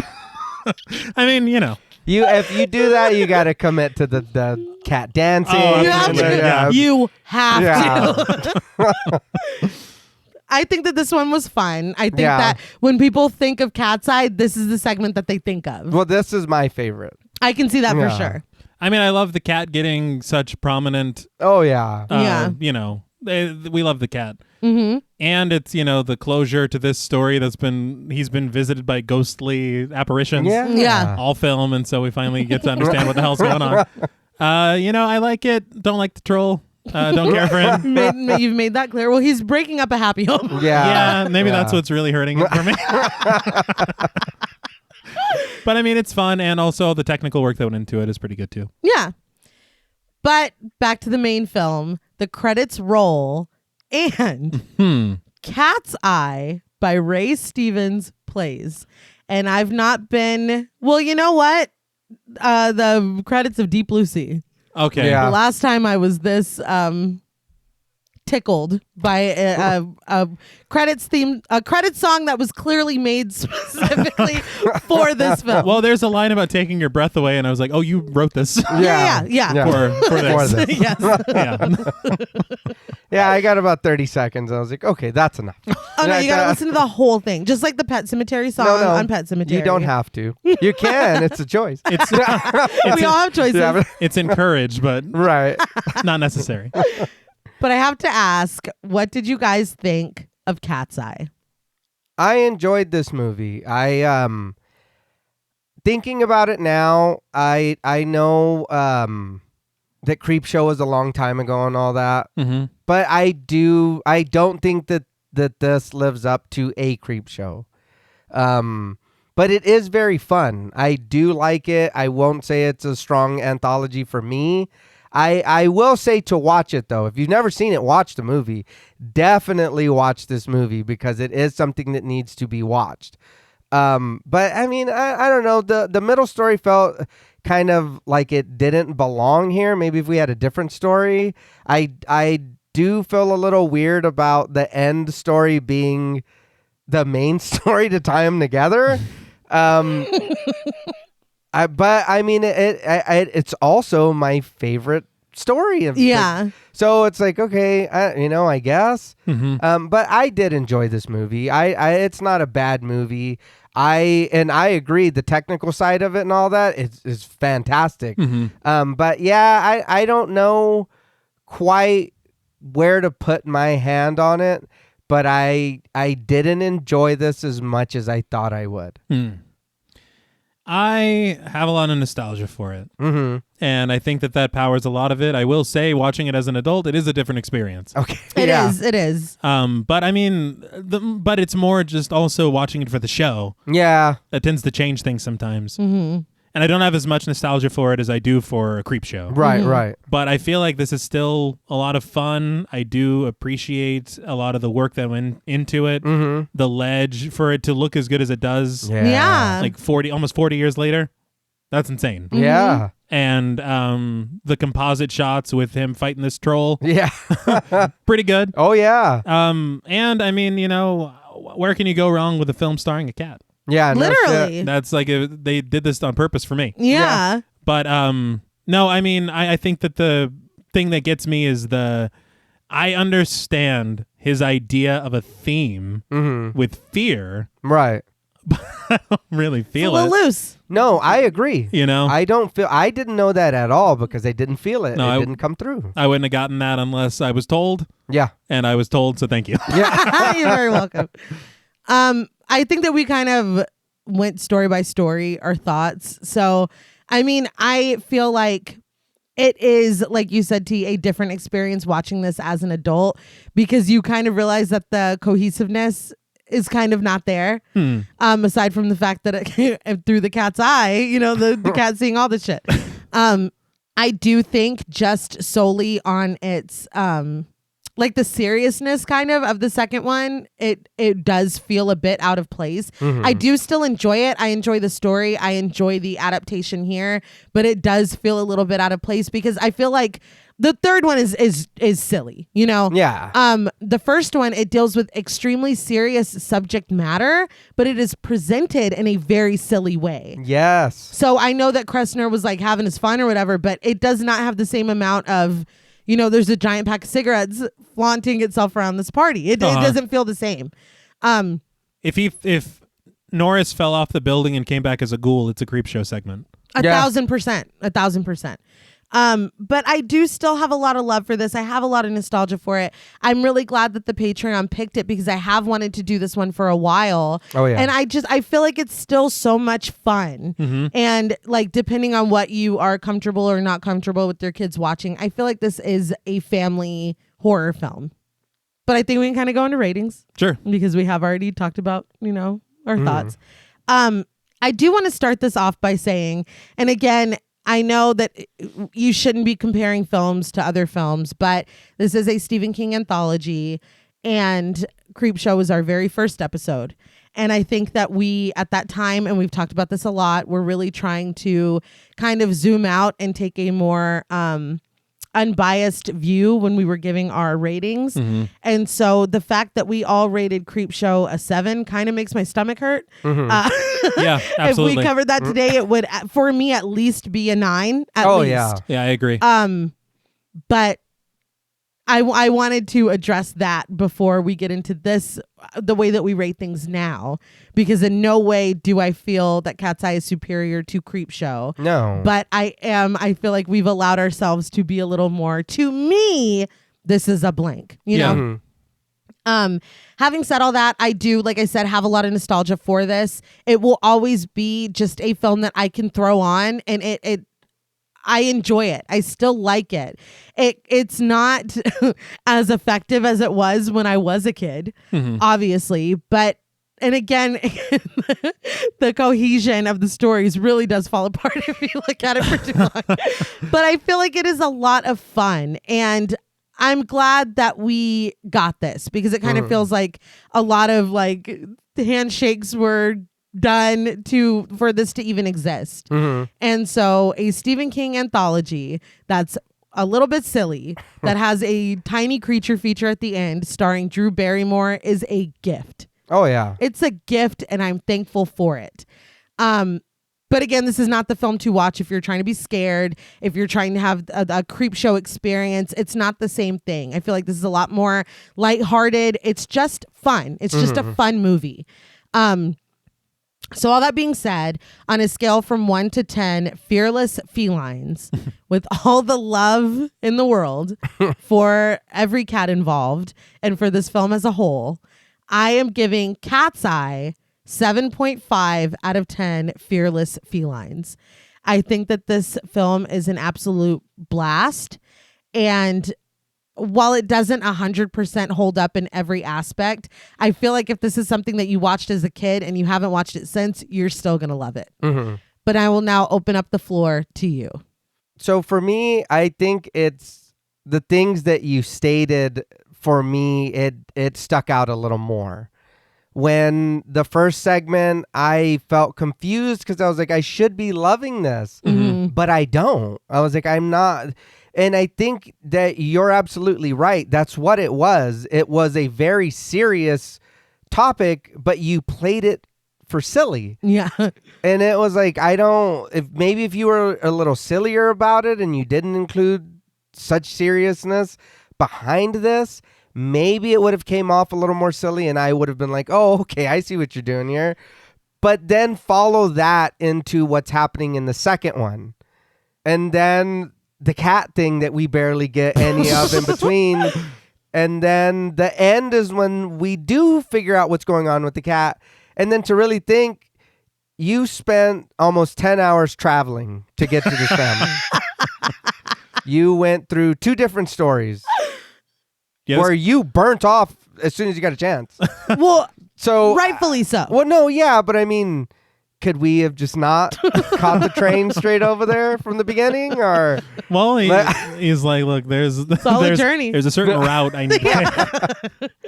But that all that to say that I feel like it is a good movie, but those things did kind of hurt it for me.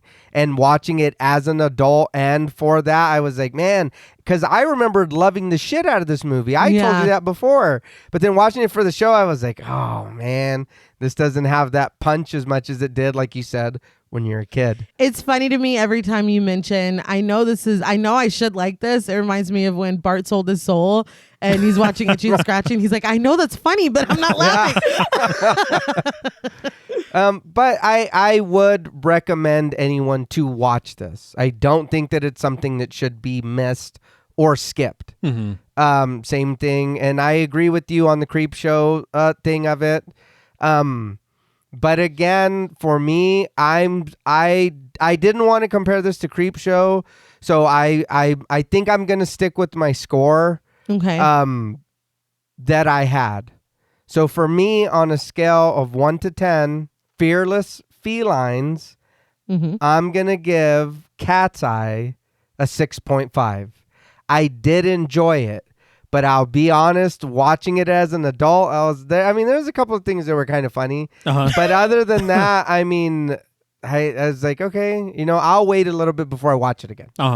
So to me, if I do feel that kind of way, it's like, all right, then, it wasn't bad, but I can wait a little bit. You know what I mean? I'll wait a while before I pop it back on. I can understand that. And I think for me, there's just the power of it kind of being a bit of a comfort film. Okay. Yeah. Okay. for having watched it so many times at such a young age. Mm-hmm. Even though now, like watching it, there are not segments, because I think there's something good in every segment. Right. Right. But there are parts of each segment that I'm like, what? Really? That's what you just, okay. All right. Yeah. Like that smoking hallucination. I'm like, well, this isn't for me. That troll, definitely. Not, you know what I realized? Here's what it is. It's not that I don't like tiny creatures. Yeah. Yeah. I do, depending. I think that for me, they just always tend to make them really silly. That is Yeah. true. Who do you like besides the Zuni fetish? Oh, I don't know. I can't think of anything off the top of my head. Yeah, I got nothing. But I'm sure something will arrive Right. in my right. brain. Do the puppets from Dead Silence count? No. All right, then I got nothing. They're not tiny creatures. They're pretty tiny, and they're alive, dude. Well, not really, but kind of. Yeah. I was gonna say, wow. I mean, she's living through the dolls. Is what it is. Move on. All right, we'll Get get off the past Dead it. That's a great movie. I think for me, everything I said, still stands. And honestly, I feel like if it weren't for that nostalgia, I probably would be joining you with a 6.5. Mm-hmm. But because of this warmth that I get from rewatching it, Right. Right. and the amount of fun, that is still there to be had. Yeah. Yeah. And I have to admit, I feel like I know I'm not the only one at the table who enjoys it, but I think I might like The Ledge a lot more than I realized, because every single time I watch it, I'm like, oh yeah, Yeah. I forget this one's here. Yeah. I think yeah. it sticks with you, that feeling when you first watch it. Yeah. Like, oh my God. Even though he does he scales that building very Oh yeah, Yeah. that was very fast. Our memory is a little clouded for some reason. It's like, oh, that was not. Why did you bet 2,000? Or why'd you bet anything? Anybody could do Wasn't that. hard at all. shit, Yeah. It's like walking in a straight line. What the hell? Minus the bird pecks, I think it was pretty good. Yeah. But and of course the cat. We love cats here. Oh yeah. So a film featuring a cat for a big chunk of it is pretty great. Mhm. Yeah. And honestly, the factor of the animal training, that 12 cats. Yeah. Hell know? yeah. It's really seamless. Yeah. Whenever they switch, like, I feel like I'm watching the same cat Yeah. for the whole fucking movie, honestly. We're bonding with this cat. Yes, I love this cat. Yeah. And, we already talked about the technical aspects of it. Mm-hmm. And the way that they use those miniatures for the ledge is impressive. Yeah. And what they did with the bedroom in general. Yeah. Yeah. So for me, out of 10 fearless felines, I think I'm going to give Cat's Eye. Well, I don't think I'm actually going to do it. I'm going to give Cat's Eye a 7 out of 10 because I did have fun, All right. and I will watch it again. For sure. This might look away when that troll comes up. Well, that's all from us at Podmortem. What would you rate Cat's Eye, and what should we watch next? Let us know on Twitter at the Podmortem. Be sure to follow us on Instagram and like us on Facebook. Be sure to follow each of us on Twitter at Blood and Smoke, at RealStreeter84, and at TravisMWH. Thank you again to Original Cinematic for sponsoring this week's episode. Please consider pledging to our Patreon and stay tuned until after the music for a special shout out to our Wendigo Getter patrons. And remember, be very careful when entering into questionable agreements. Once that cat is out of the bag, it's not going back in. Until next time.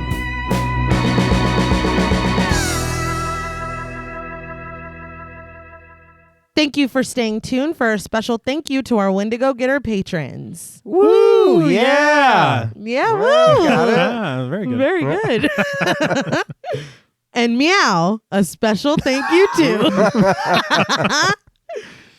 Chris Ontiveros, Kristen Lofton, Megan Martinez, Kimberly Bass, Sophie Hodson, Anthony Jerome M., Jordan Nash, Kent Morton, Lala Thomas, Travis and Nisa Hunter, Miguel Myers ATX, Jennifer Perez, Allison O'Neill, Carissa, TJ and Angie Bronson, Gabrielle Trevino, Spooky Mom, Applin Ontiveros, Karima Rhodes, Antonio Huerta, Kimberly Kleindienst, Will Brown, Sydney Smith, Osvaldo Soto, Bobby Holmes, Donna Eason, JD Rizak, Molly Gerhart, Armand Spasto, Eggy, William Barry, Brittany Ramatar, Charity Oxner, Amanda Six, Mandy Rainwater, Eden, Jordan Roberts, Dylan, Melissa Sierra, Holly Bryan, Jordan Blevins, Liz Heath, Spencer Montalvo, Pancake the Panda, John Ramos, Michael Newting, Alexis Roberts, Dan Laveau, Itzy M, Gary Horton, Leisha Olivier, Kate Lamp, Carlos and Sydney, Jessica Hunter, Helena Rudder, Alan Johnston, Mariah, Livy Fun, Mandy M, Scott Troutman Wise, Mozzie Bear, Brittany G, Dave Burke, Adrian Stakes, Nick Spill, Emma Hagel Kissinger, Valerie G, Emiliana, Brian Glass, CB, Taylor Santana, Will Lewison, Angelique, Smelly Poo Poo Head, Beth Bauer, Cookie, Esperanza J, Jason Kyle OKC, Joshua Rumley, Danielle Peralta, Brandon, Nicholas Carter, Sawyer Reese Farr, Dr. Diva Loves Horror, Girl That's Scary, Cassandra, Andrea Simmons, Ashley Higuera, William and Xxena Rush, Ryan Brom, Megan Ochoa, Laura Lassiter, Natalie De Guzman, Eileen O, Marissa E, Sydney, Henry F, Megan M, Strangely Sarah, Christy Beck, Nancy and Andy, Amanda Lopez, Andy Terrell, Jason Hanovan, ML Tafoya, Abigail Spitzer, Katie K, Erica Morin, Cameron S, Nicole Stewart, Triss Wen, K.87, Mariah Jensen, Carrie A, Lonnie Lono, Powell, Kayla E, Maggie H, Fernando Dominguez, Murder Stina, No Thanks Tom Hanks, Kevin McGonigal, Kristen Marcy, Ori81 Boricua, Look Like That One Girl, Bog Boy, Montez Shamwow, Felnez63, Alita Pui, Probably My Jugs, Kate Thackeray, Wade Pack, Charlie V, A Lizard, Bryant Watson, Luke Ashley, Jay Rich, Jen Lassiter, Topher Williams, Elena Metler, Neil Chesson, Valerie K, Kim Sterling, Christy Lee Kruger, Professor of Humanities Laura McCarricker, Naomi, Josh Smith, Autumn Green, Jess L, and Eat Cell. Woo! What a list. Yes. That's amazing. Thank you all so much. And I got to tell you, each and every one of you, truly breathtaking. Oh, All right. I like Not that. in the troll way. Oh, Okay. good. Yeah. Because we hate that troll. Until next time.